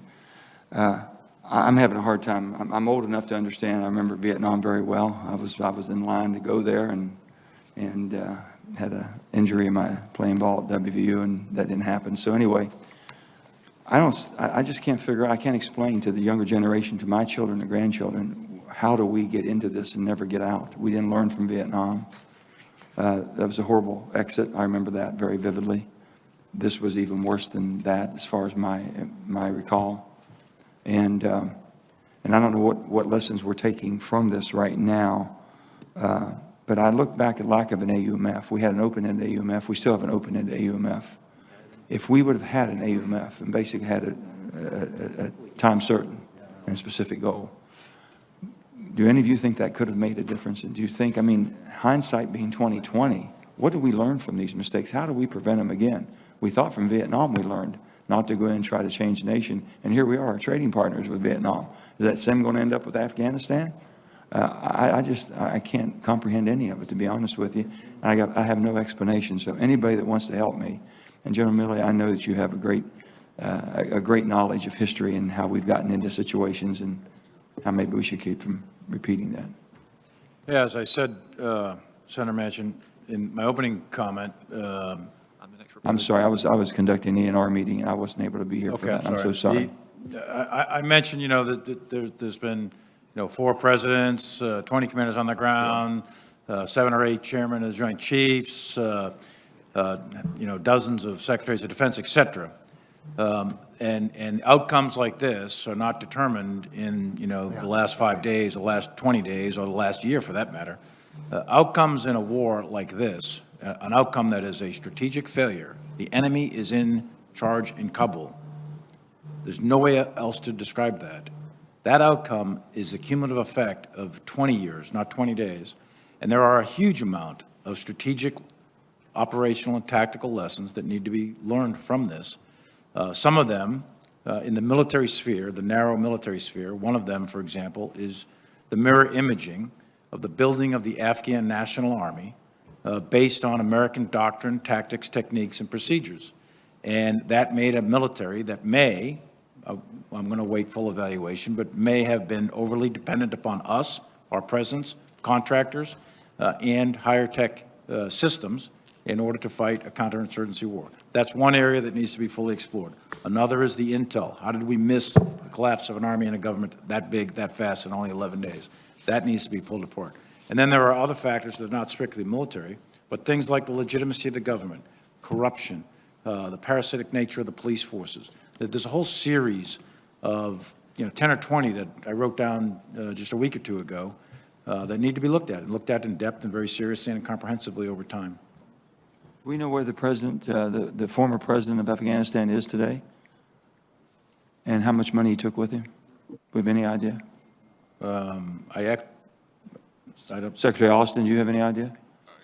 I think that he may be in the UAE, Senator. I'm not certain of that. That's what the last report that I had. And in terms of any money that he may have taken with him, I have no knowledge of any amounts of money. You all haven't been able to, I mean, there's no way that we can trace that through the banking institutions. No way that we have any insight on that whatsoever. It has to be exchanges going back and forth, because I'm sure he's not keeping it in the Bank of Afghanistan. Yeah. Defense doesn't have any insight on that, Senator, but certainly I'm not sure if the law enforcement agencies We'll check with Treasury. Maybe Treasury might. Yeah. I'm just looking for some answers that maybe aren't answerable, but everyone's asked the questions of how do we prevent this from happening again? Why didn't we see it? There's not a person that's returned that I've spoken to on special ops that were there. When they returned, I was there a couple of times. In 2006, I was there. In 2011, I was there. But every time it got worse, it didn't get better. So this couldn't be a surprise. They never were going to step to the plate. And it couldn't have been a surprise that they wouldn't fight. They never had allegiance to a country. I mean, we knew that. And the special ops people said, it gets worse every day. It doesn't get better. Every mission was worse. We used to drive from Kabul to Bagram. After I went back the second time, hell, it couldn't do that. I mean, it got so bad. Everything got bad. And I got to tell this one, it drives me absolutely insane to see the television at night and see the Taliban and all of them wearing our uniforms, wearing our night vision, doing everything, using everything we have, our MRAPs and everything else that we left there. I just can't believe it. I can't even get an accounting of how much equipment we really did leave. I know how many aircraft we left, and I know how many, MRAPs and all the different things, but not to plan better to take that equipment out. It was unbelievable. I would just flag for you, Senator, that all of the equipment that we had, that we used, was retrograded by General Miller as a part of the drawdown. Thousands of tons of equipment and whatever high-end equipment that we had that we were using. The equipment that the Afghan security forces had as the Taliban took over is the equipment that you see. And of course, all of the helicopters that were left on the airfield at H-Kaya, I asked General McKenzie to demilitarize those so that they couldn't ever be used again. And so we retrograded all of our equipment that we were supposed to retrograde as we drew down. The only thing I can say in finishing up is that I would hope that God would bless America to have the intelligence not to repeat what we continually have seen doesn't work. And with you all, expertise you have and knowledge you're gaining from all this, please help us from ever repeating what we've done. Thank you, Senator Manchin. Senator Scott, please. Thank you, Chairman. First, I want to thank each of you for being here. General Milley, one thing I hope at some point you'll address is the content of your calls with regard to the Chinese and whether you what's been alleged is that you would warn them if there was going to be an attack. Also address whether there was any intelligence indicating that the Chinese were actually nervous. One thing that surprised me about what's been going on the last few months is the President has absolutely blamed everyone else but himself for the botched withdrawal of Afghanistan. He is the President of the United States. He has the ability to make these decisions. He can take all the advice he wants, but he gets to make the final decisions. He's blamed previous administrations. He's blamed the people of Afghanistan. He's blamed the military of Afghanistan, which I think is absolutely disingenuous. The people in the White House have even blamed our own military. Secretary Austin, some things you've said today actually surprised me. You said you were ready. You said you exceeded expectations. You said our credibility is solid. And you've said the President followed your advice on the evacuation. So let me just ask you, first question is, do you still believe that the most effective withdrawal strategy involves extracting the military, abandoning our military installations, and reducing our use of force and ability to use force before we got our civilians out? Thanks, Senator. First of all, the decision was to end our military operations and draw down all of our forces and retrograde all of our equipment, and that was accomplished. General Miller, I think, put together a great plan and executed that plan in accordance with the plan. Also, a key part of the plan was to maintain an embassy in Kabul. And maintaining that embassy would allow us to continue to engage the government, to continue to provide resources to support the Afghan security forces. So the plan was to leave a diplomatic presence there. And in conjunction with that plan, we also were going to leave a small military force there to help secure the embassy. So that was the plan, Senator. But you didn't address the issue that you made all these, if it was your plan, you've acknowledged it was your plan, and your plan said you would do all these things before we got our civilians out. I mean, when in the history of this country have we ever had the U.S. military say and have a plan that we will take our military out first before we take our civilians? I can't imagine that. When you say civilians, are you talking about the American citizens? Yeah. Now, the American citizens would come out once a non-combatant evacuation is declared. And until that point, typically we don't evacuate all the citizens in the country. But we didn't hear. There's American citizens still there. And we continue to remain engaged and work to get those citizens out, Senator.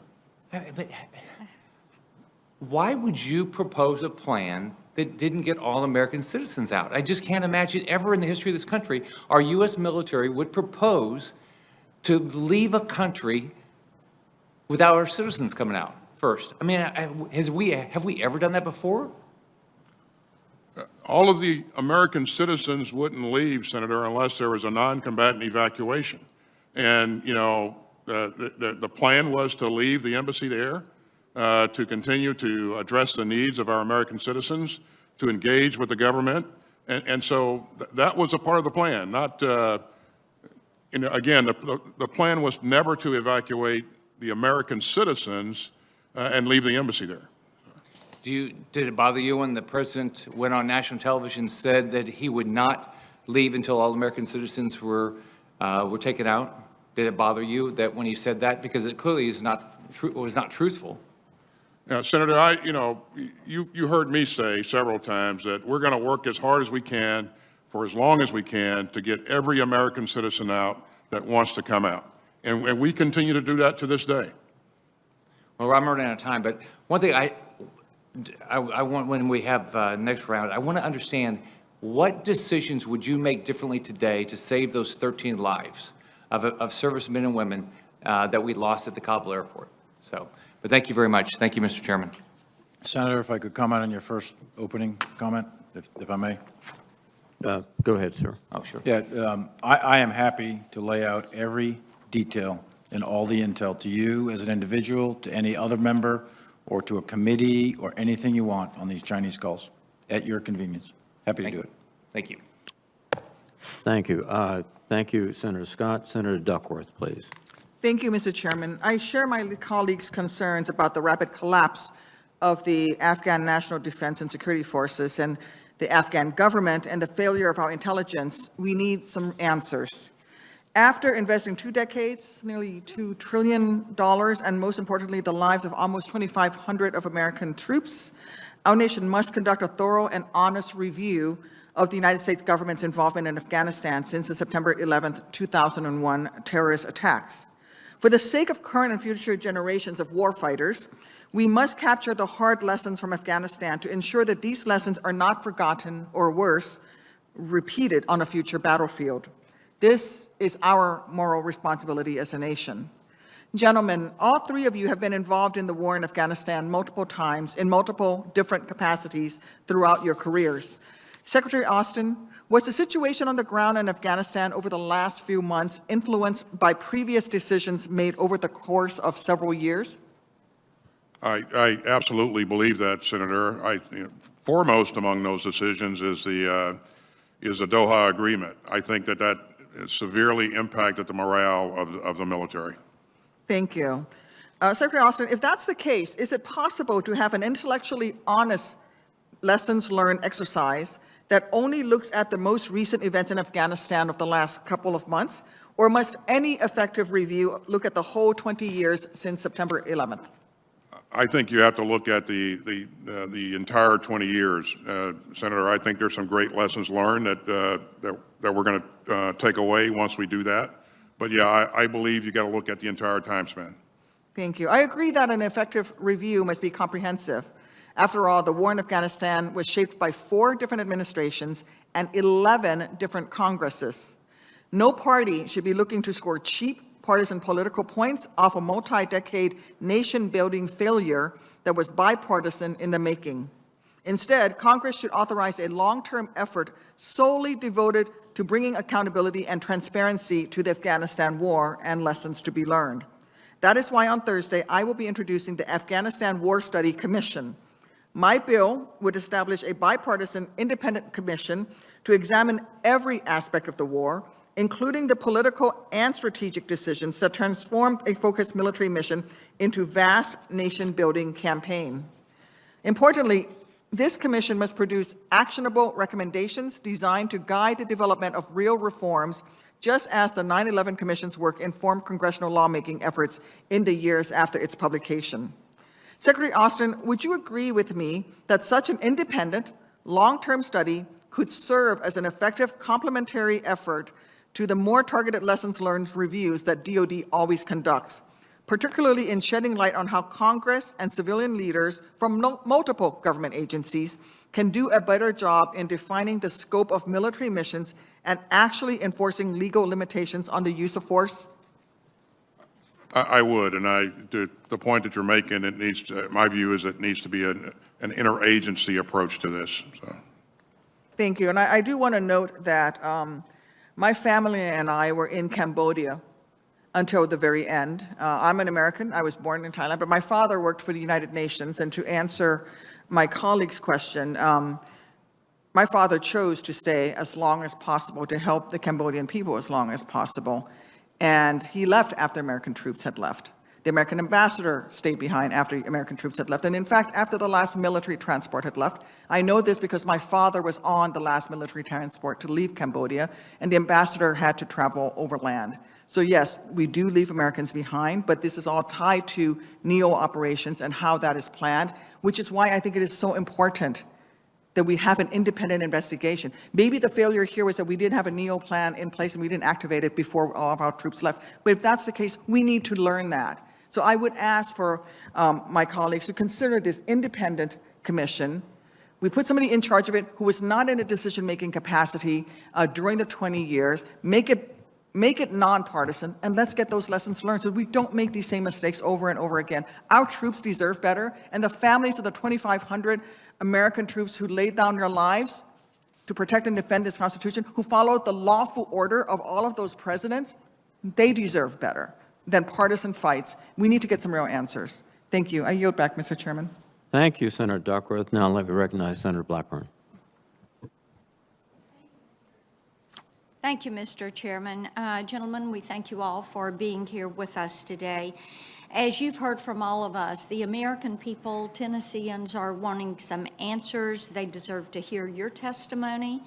And I think it is unacceptable that this is the first time that I'm hearing from you in any forum, despite attempts at outreach by both me and my staff, save a few short all-senator phone calls that we have had. And I want to emphasize, all of us here, every one of us, answer to the American people, and they deserve transparency and information regarding this administration's botched and disgraceful withdrawal. Tennesseans are really angry, and as you know, General Milley, Tennessee is home to the 101st Airborne, one of the most deployed divisions in the U.S. military. We're also home to the Specialized 160th SOAR, who were among the last on the ground extracting U.S. citizens from danger in Kabul. Tennessee National Guard units have deployed to Afghanistan at a high operational tempo, as well as providing vital logistical services such as refueling. We are home to more than 400,000 veterans, many of whom have lasting physical and psychological wounds from the time they have spent in service. And Tennesseans are heartbroken over the loss of one of our own, Staff Sergeant Ryan Knauss, a patriotic American who represented the best of all of us in the August 26 suicide bombing at Hamid Karzai International Airport. He made the ultimate sacrifice. So, how did we get here, and how did we get to what has been a complete letdown to most Tennesseans? And I've got a few questions. These are yes or no questions, so quick answers are appreciated. General Milley, were there options given for keeping American troops in Afghanistan rather than the unconditional chaotic withdrawal? Yes. You presented options, and those options were declined. There were options presented and debated. Yes or no? A decision was made. Yes or no is fine. Did you at any point create options for keeping Bagram open beyond July 2nd? Yes. Did you provide options for keeping Bagram open directly to the president? Yes. Had Bagram stayed open, would our support to the Afghan Air Force have been more effective in your view? I'm sorry, I didn't catch the last part. If Bagram had stayed open, would our support to the Afghan Air Force have been more effective in your view? Yes or no? Frankly, I'm not sure on that one because most of the Afghan Air Force was at different bases, specifically at HKIA. President Biden keeps calling it an extraordinary success. We've discussed some of this today. Is leaving Americans behind an extraordinary success in your view? Secretary Austin? We're not leaving Americans Yes behind. or no is fine. Is the killing of 13 American servicemen and women while trying to secure a chaotic evacuation of the president's own making an extraordinary success? The loss of any civilian life is always tragic. Is the fact that we failed to evacuate most of our Afghan partners an extraordinary success, or the fact that we have Afghans bringing child brides, people who are hardly vetted, is that an extraordinary success? Again, these are issues that we continue to work to get our American citizens out and the Afghans who have helped us. Let me move on. Per Article 2 of the Constitution, the President may require the opinion in writing of the principal officer in each of the executive departments. Did the President ever require or request written recommendations related to the withdrawal of the Afghan forces? Yes or no? Secretary Austin, then General Milley, then General McKenzie. Yes or no? We provided, I provided our input as a part of a policy process that was very well and deliberately run. We will note that you didn't completely answer that. General Milley, any written form? Yes. Would you make those available to us? Make it available to the committee upon request in accordance with appropriate classifications. We will do so. General McKenzie? Yes or no? And you will make those available? Based on guidance from the Secretary. Each of you had committed to make those available when you went through your confirmation processes. We'll come back to you for those. General Milley, yes or no to this? Did you talk to Bob Woodard or Robert Costa for their book, Peril? Woodward, yes. Costa, no. Did you talk to Carol Leonick and Philip Rucker for their book, Alone Can I Fix It? Yes. Did you talk to Michael Bender for his book is, Frankly, We Did Win This Election, The Inside Story of How Trump Lost? Yes. Yes. And were you accurately represented in these books? I haven't read any of the books, so I don't know. I've seen don't press know. reporting of it. I haven't read the book. Let's have you read the books and then let us know if you are accurately presented Absolutely. and portrayed. Happy to do that. Senator Blackburn, we're adhering to the 5-minute rule. Thank you. Senator Rosen, please. Thank you, Chairman Reed, Ranking Member Inhofe, for holding today's very important hearing. A critical part of this committee's oversight responsibilities, it's an opportunity for the American people to get answers about our withdrawal from Afghanistan and how we plan to counter terrorist threats in the future. I also want to sincerely thank the brave men and women who served our country in Afghanistan, many who made the ultimate sacrifice, and of course, their families as well. Secretary Austin, General Milley, and General McKenzie, I appreciate you all being here to address lingering concerns we have about the last 2 decades of war generally, and the past 2 months in particular. You are all men of honor and integrity who have served our country nobly, and I so look forward to your candid responses to my questions, even if they require admitting that in some cases, serious mistakes were made. Like all Senate offices, as the Taliban approached Kabul and eventually took over the city and the country, my team and I worked to help vulnerable individuals evacuate. These were people who in many cases had the State Department's approval to leave Afghanistan for the U.S. or third-party country, but due to crowds, Taliban checkpoints, or legitimate fear of being killed along the way, they could just not physically get to a gate to present their paperwork, no matter how many times they tried, or no matter how long they waited. My office worked with CENTCOM and the Afghanistan Task Force to try to coordinate opportunities just to grab these people from the crowd so they could present their paperwork and flee to safety. But unfortunately, again, these efforts were to no avail. As these individuals continue to wait for help that may never come, I remain frustrated that the U.S. did not set up a perimeter around Kabul, or at the very least create a safe corridor for the S-1 visa holders to get to the airport for their families, potential asylum seekers who were attempting to escape a near certain death. So, continued support, General Milley. I appreciate the State Department now taking the lead on evacuations. But like our military, the State Department no longer has any presence on the ground in Afghanistan. So I'd like to ask you, sir, does the U.S. military's recent experience facilitating the evacuation from Kabul give you the confidence that the Taliban will be honest brokers in working with our diplomats to help vulnerable Afghan nationals leave the country?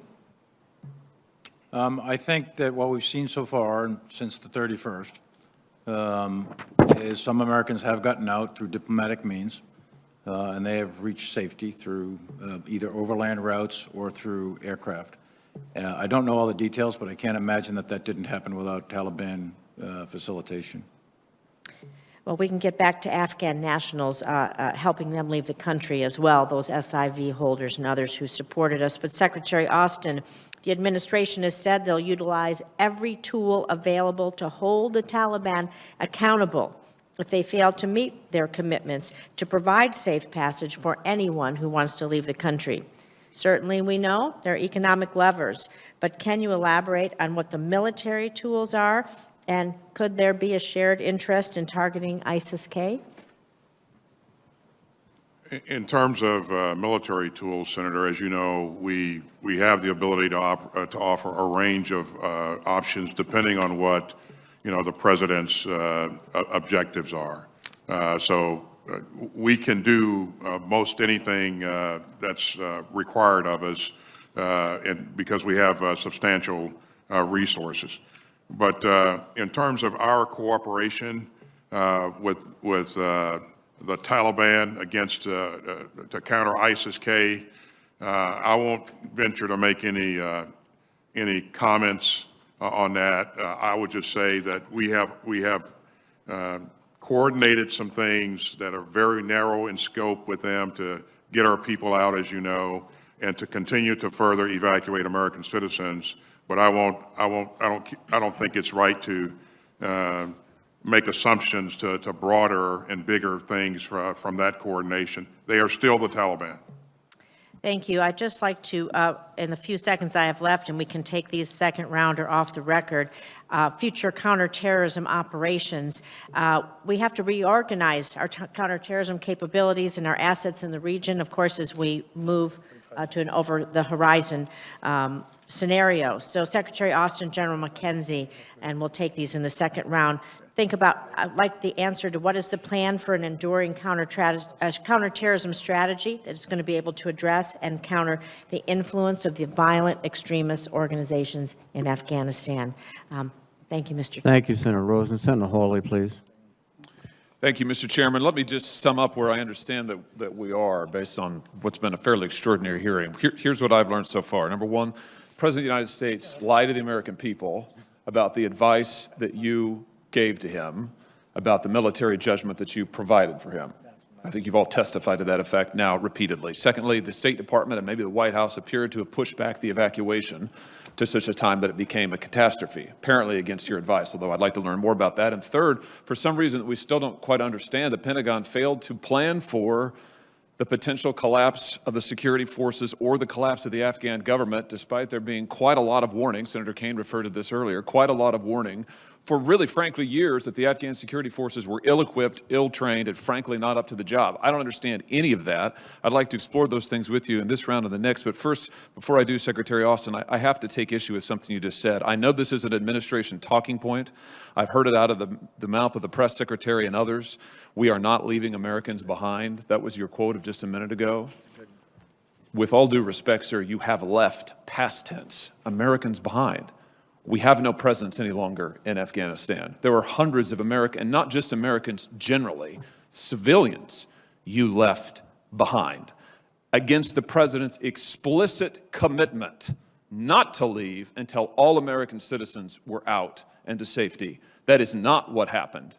And now we have people who are desperately, frantically trying to get out of this country, coming to me, coming to members of this committee, asking for help.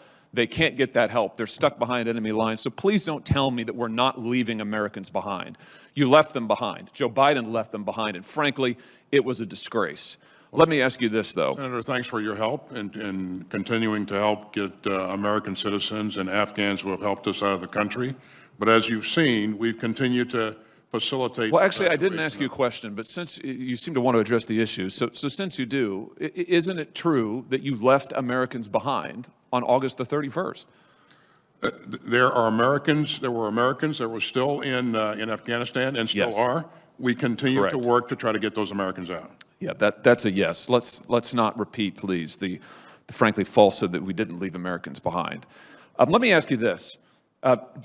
Secretary Austin, you've alluded to several times the fact that the military was ready. You say this in your prepared remarks. By late April, you say military planners had crafted a number of evacuation scenarios. You refer later in your remarks to the fact that you were waiting for the State Department to make a decision about evacuations. NBC News is reporting this morning that the military wanted to begin evacuations earlier, but the State Department and the White House intervened, and by May the 8th said, no, we're delaying the evacuations of our civilians. Can you just help us get to the truth here? Was it your judgment and opinion that the evacuations of civilians should have begun before the middle of August?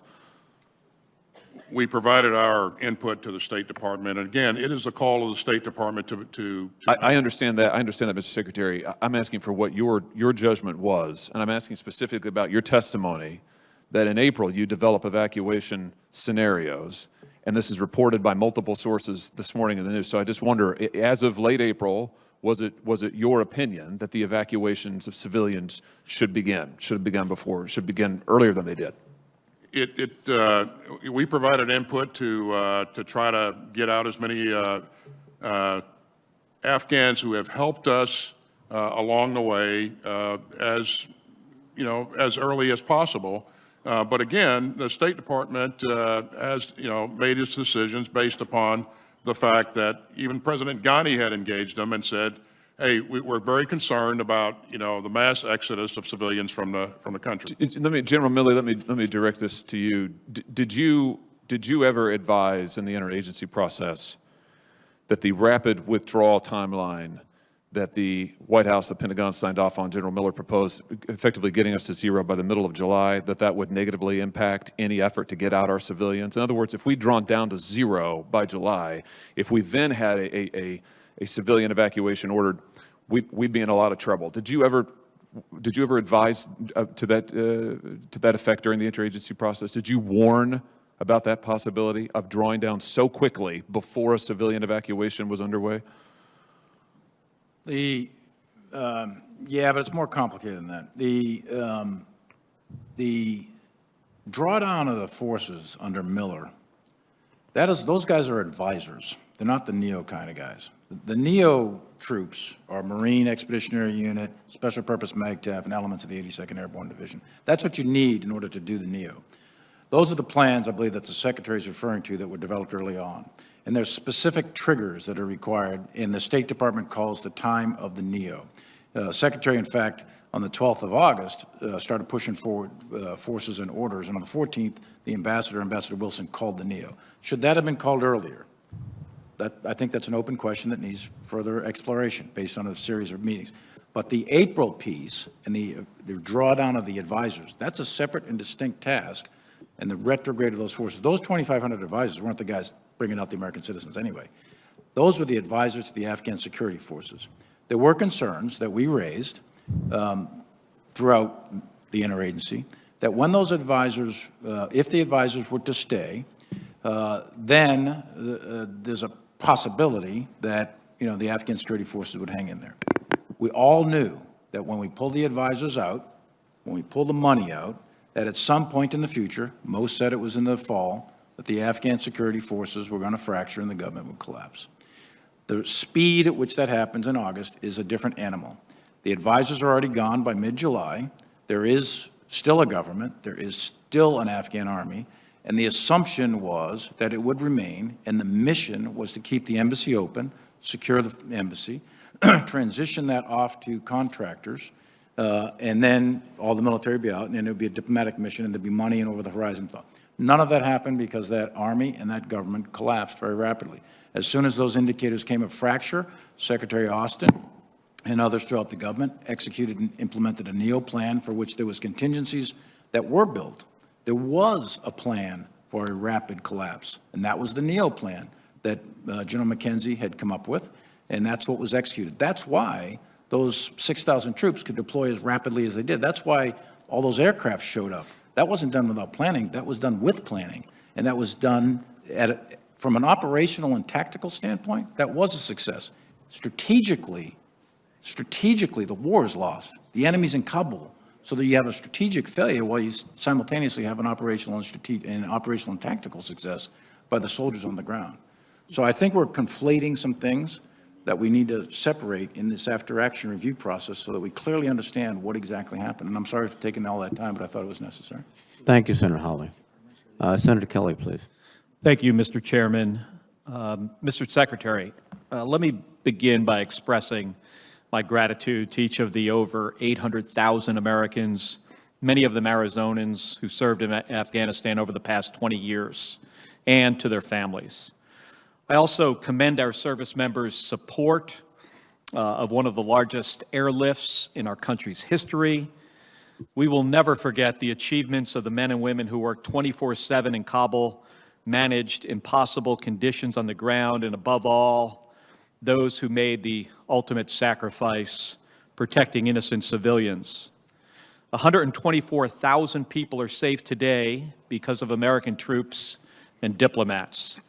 Still, after decades of conflict, 2,500 American soldiers killed, and billions invested in security cooperation, the American people deserve to know why the Afghan government and security forces collapsed in a matter of days, and how there was a failure to prepare for this scenario and ensure that our people were out of the country before it fell.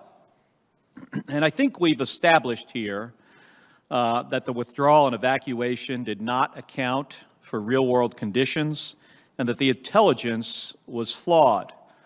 The United States wields incredible power as a global leader, and our accountability must match our influence.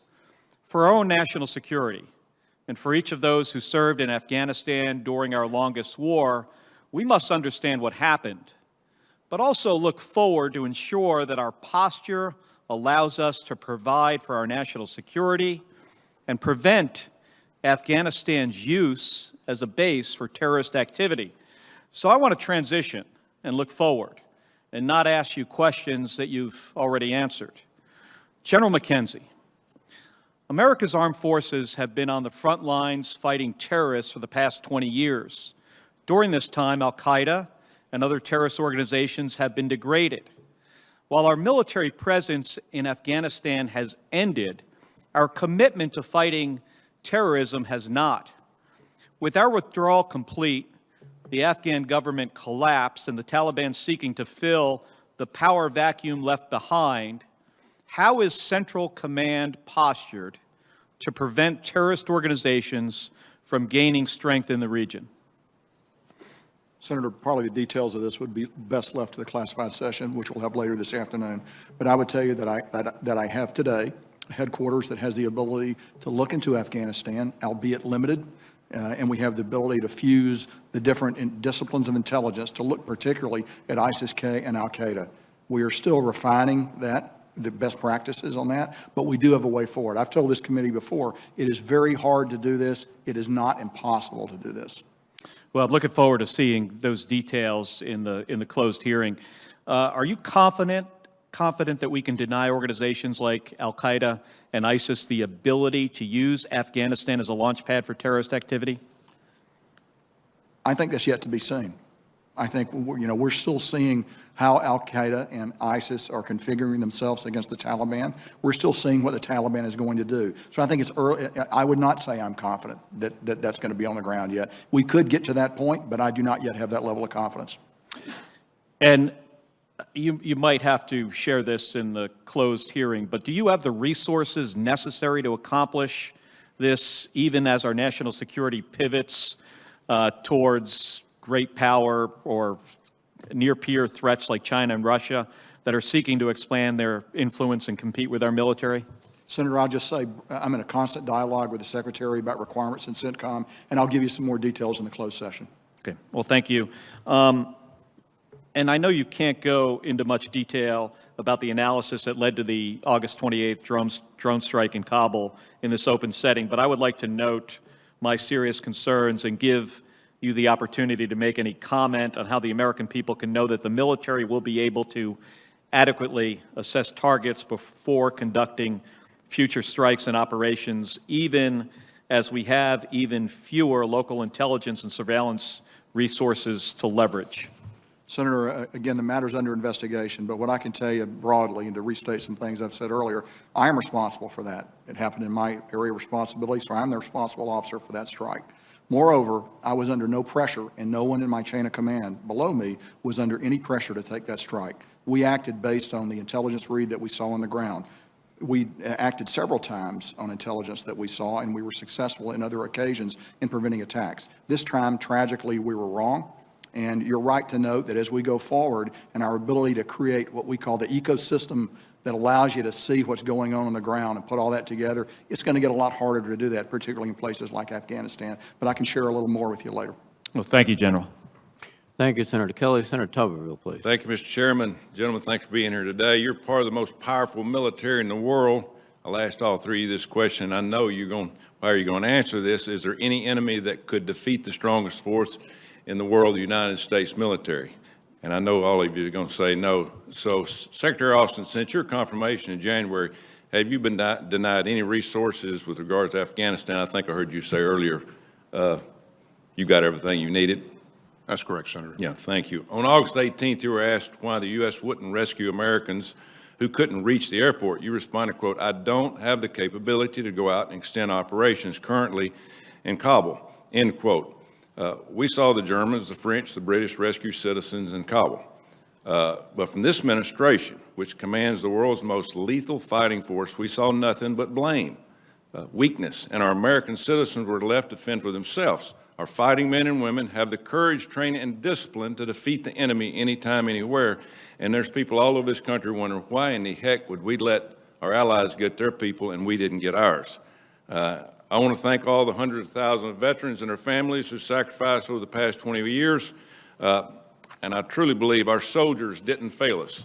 A lot of our leadership did.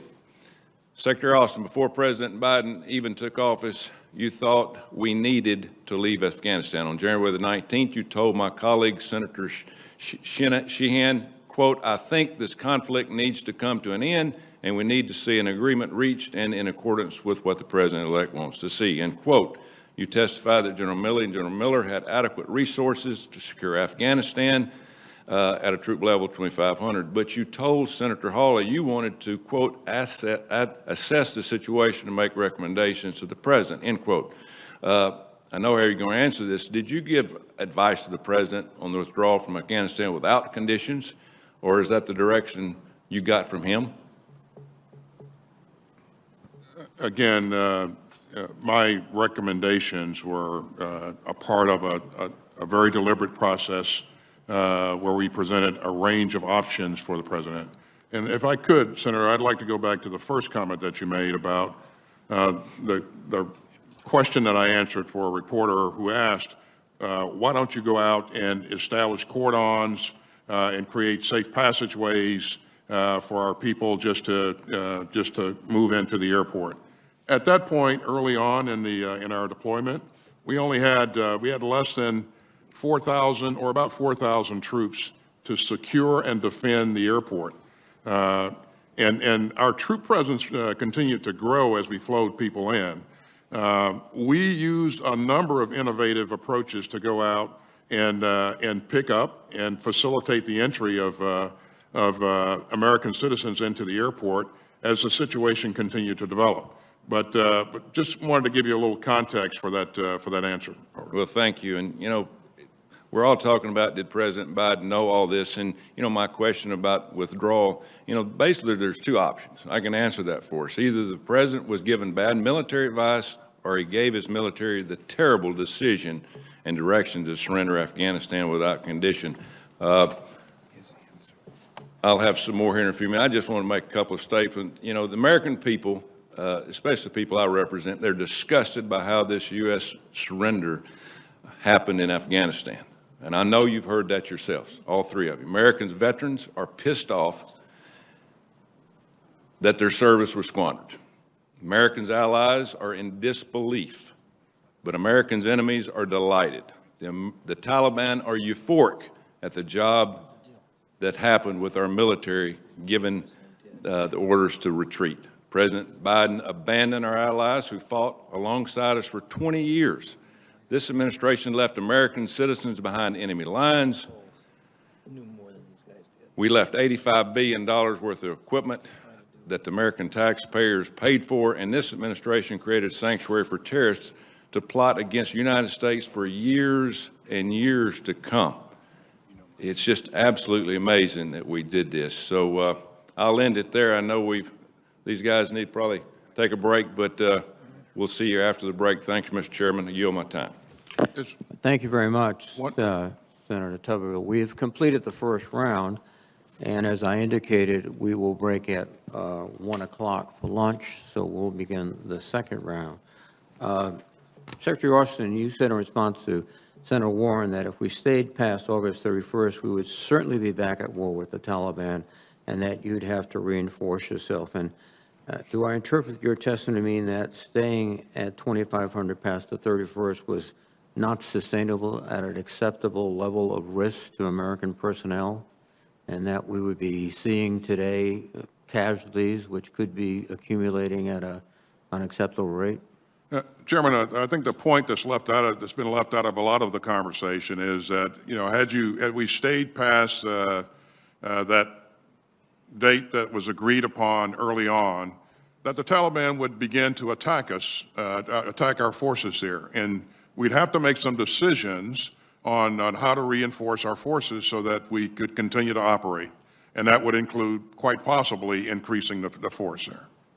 Now, in the Doha agreement, President Trump agreed to leave with certain conditions on May 1st. Those conditions have been testified by the panel that were really never achieved, never challenged by the Trump administration. Would you consider that an abdication of or a surrender, that agreement? Well, I certainly believe that the conditions were preset. That and again, we lived up to all the things that we were obliged to do. We didn't attack them, and we drew down our forces. But the Taliban, the only thing that they lived up to was that they didn't attack us. Right. And we saw a great deal of difficulty in meeting the deadline, which was August 31st. Would it appear to you that a May 1st deadline, as President Trump imagined, would have caused more complications in terms of getting our equipment out, getting our personnel out, identifying Americans who are eligible to leave and getting them the paperwork, since you would be doing it at a much shorter time frame? Yeah, I don't think that would have been feasible to do that in an orderly fashion, Chairman. Thank you very much. General Milley, regardless of whether the Taliban had met the conditions required under Doha, weren't you already in the trajectory to go to zero forces, as I said, by May 1st, as required by the agreement when the President took over, so that you actually would have accelerated the process of withdrawal and complicated it more, similar to my question to the Secretary? Yes, we were actually given an order to go to zero by 15 January, which was changed to go to 2,500 by 15 January, and then take it down to zero by 1 May, depending on the decisions of the new administration. Thank you. And General Milley, your prepared testimony indicates that the Biden administration, through the National Security Council process, conducted a rigorous interagency review of the situation in Afghanistan in February, March, and April, in which the views of senior military leadership were all given serious consideration by the administration. You also testified that you received an order in November 2020, you've just referred to withdraw all forces from Afghanistan by January 15th, 2021. Was that November order similarly informed by a rigorous interagency review? No. So that was basically, I think... Secretary Esper submitted his recommendations in a written format on the 9th, the day that he was relieved, and 48 hours later we received a written order to go to zero by 15 January. I think General McKenzie, again, your advice with regard to maintaining 2,500 troops has been reiterated repeatedly. But you also recommended in the fall of 2020 4,000 troops. Was that correct? Sir, that is correct. I recommended that in the fall of 2020, when we were having deliberations, I recommended that we hold at that level. And that was rejected by the Trump administration. Sir, it was. And there was no recriminations against you or anyone else that was the President of the United States making a decision based on his view of the world. Sir, insofar as I know, that's correct, sir. Thank you very much. And again, adhering to the 5-minute rule, I will cede back 8 seconds to Chairman Inhofe. Thank you, Mr. Chairman. One good way to judge any president's decision is whether it's made American people safer. Generals, ask all three of you, you have both noted that the Taliban has not severed its relationship with Al-Qaeda. President Biden stated on July the 8th that Al-Qaeda is gone from Afghanistan.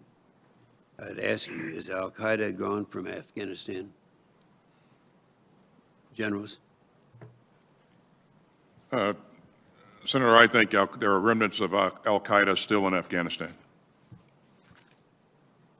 Does anyone believe that Al-Qaeda is gone from Afghanistan? President Biden stated at the United Nations recently that this nation is no longer at war. Is it your personal view that Al-Qaeda is no longer at war with us?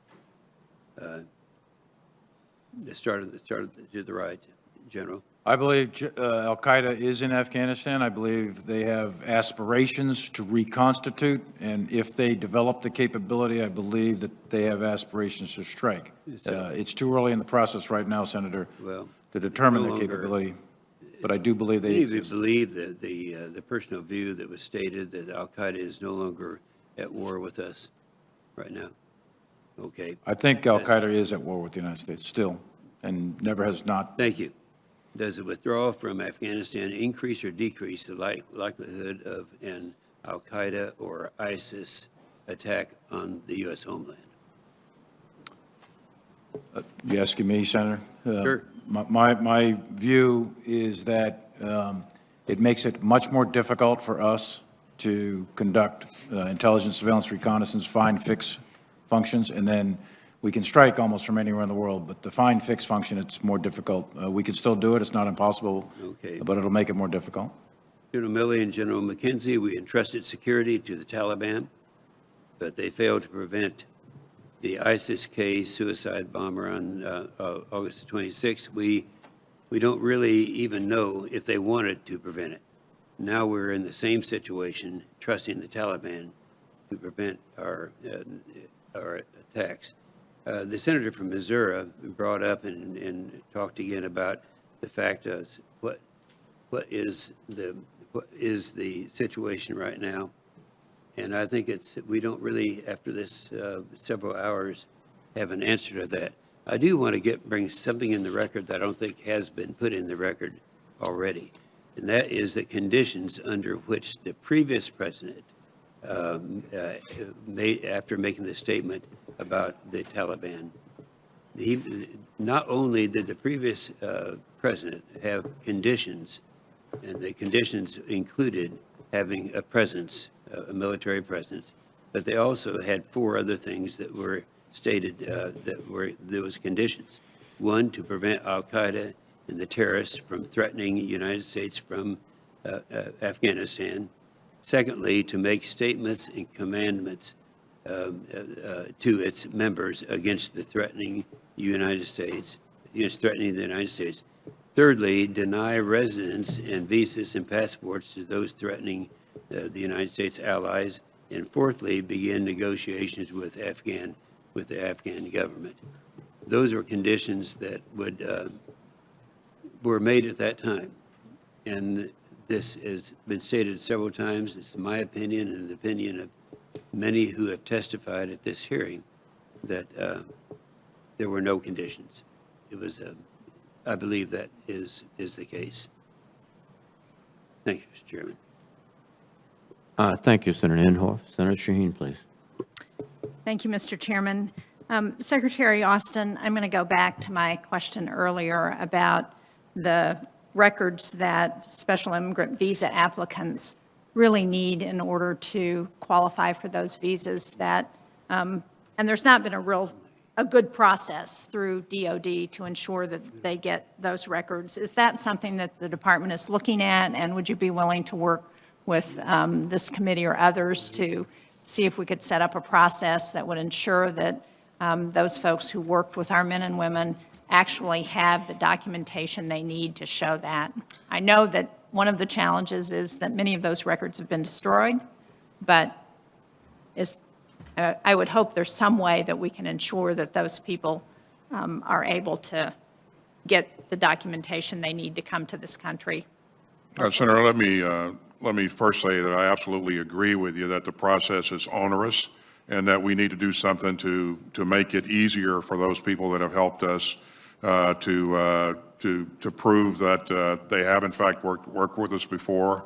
One of my departments in defense is working to try to find ways to propose ways to truncate the process or come up with alternative means to demonstrate that they have worked with us in the past. And to answer your question, we would absolutely welcome working with the committee on this. Thank you. I assume we should contact your office to find who the appropriate contact person would be? Well, we'll contact your office and let you know who he is, Senator. Okay. General Milley and General McKenzie, it's long been publicly reported that the Pakistani intelligence services have maintained a close and continuing relationship with the Taliban. Do we expect that relationship to become more complicated now that the Taliban is in power? Are we concerned about Pakistan's nuclear weapons and the potential that terrorist groups might be able to get access to those weapons? Can you talk a little bit about how you see the relationship with Pakistan and the Taliban playing out and the challenges that presents for the United States? I'll start. Which one of you would like to answer that? Go ahead, Frank. I'll follow you. Senator, some of this we can talk in a little bit more detail in the closed session. Okay. But I would tell you that I believe Pakistan's relationship with the Taliban is going to become significantly more complicated as a result of the U.S. withdrawal from Afghanistan. And in fact, they're going to see pressure moving into Pakistan from Afghanistan in ways that they've been able to deflect before because of the pressure that we and our allies had them. So I think that's a significant problem that Pakistan is going to face. Well, I'd like to talk about their special weapons perhaps in the closed session. As has been noted by several people, in order to get to Afghanistan, you have to fly over Pakistan unless you come from the north. And that's the subject of continuing deliberation with Pakistan, and I can shed a little bit more light on that going forward. But, you know, they've actually, over the last 20 years, we've been able to use what we call the Air Boulevard to go in over western Pakistan, and that's become something that's vital to us, as well as certain landlines of communication. And we'll be working with the Pakistanis in the days and weeks ahead to look at what that relationship is going to look like in the future. But I can, again, talk a little more in the closed session. Thank you. General Milley, did you Yeah, want and to add to that? I've had several conversations over the years and also recently with Pakistanis, and there's no question in my mind that the relationship between Pakistan and the Taliban is going to become increasingly complex. There's a whole series of issues there that have national security interests for the United States that are best handled in a different session. Okay, thank you. Well, can you, and Secretary Austin, can you talk about what we're doing to work with our European counterparts who, based on conversations that I've had with some of the civilians from our NATO allies, there was some frustration about the communication that led to the withdrawal and the evacuation. Are we working to rebuild those relationships? Do you see that frustration reflected in the military relationships that you have? I don't, Senator, and you know, I understand that there will be concerns, but as I engage my counterparts, they're all very willing to work with us, and you know, I don't want us to sound Pollyannish on this, but they have been very, very thankful for the fact that we helped them get their people out, and we helped them get thousands of evacuees out that had worked for them because of what we did. So I think as I look at the major players, that there is still a strong sense of a strong willingness to work with us, and relationships are things that we just have to continue to work at. So. Thank you very much. Thank you, Mr. Chairman. Thank you, Senator Shaheen. Before I recognize Senator Wicker, at the conclusion of Senator Wicker's questioning, we will adjourn, as I said, at the 1 o'clock adjournment, a little early, a couple of minutes, and then we'll promptly return at 1:30. Senator Wicker, please. Thank you, Mr. Chairman. General McKenzie, let me ask you, as I understand it, one of our primary missions in Afghanistan was training the Afghan armed forces. We also equipped them with approximately $83 billion in military equipment, but we always provided them extensive support in the form of intelligence and surveillance, air support, logistics, including contract aircraft maintenance, and special operation advisors. General McKenzie, were the Afghan armed forces ever trained to fight the Taliban without U.S. support of any kind? So, Senator, some elements of the Afghan military could fight very well without our support. Some of the elite commando units.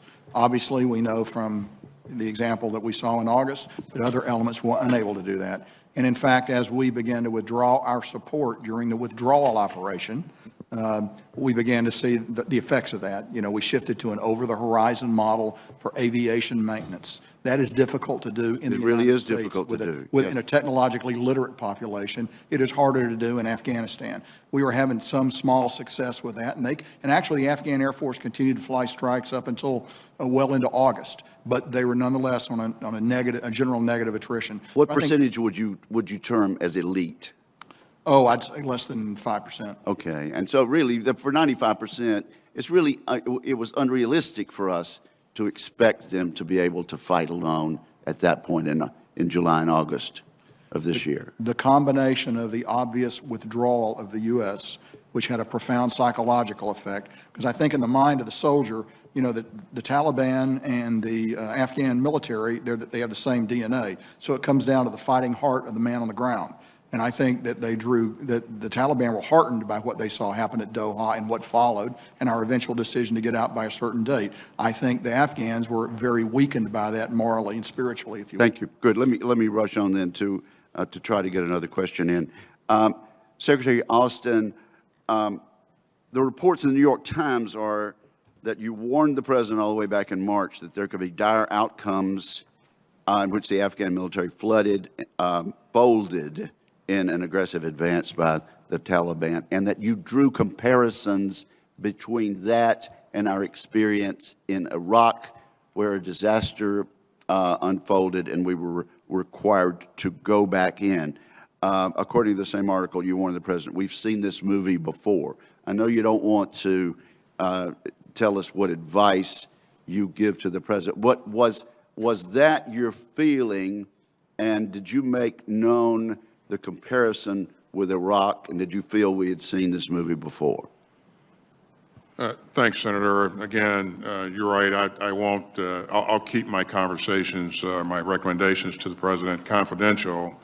But I would say that as we worked our way through the process here, we laid out, you know, all potential consequences that could result from any course of action that we took.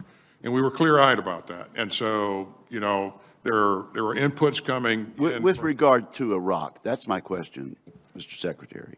Well, certainly then we get back to the specific conversation that I would have had, but it's clear that I have a history with Iraq. It's clear that I've learned, you know, there are lessons to be learned from Iraq.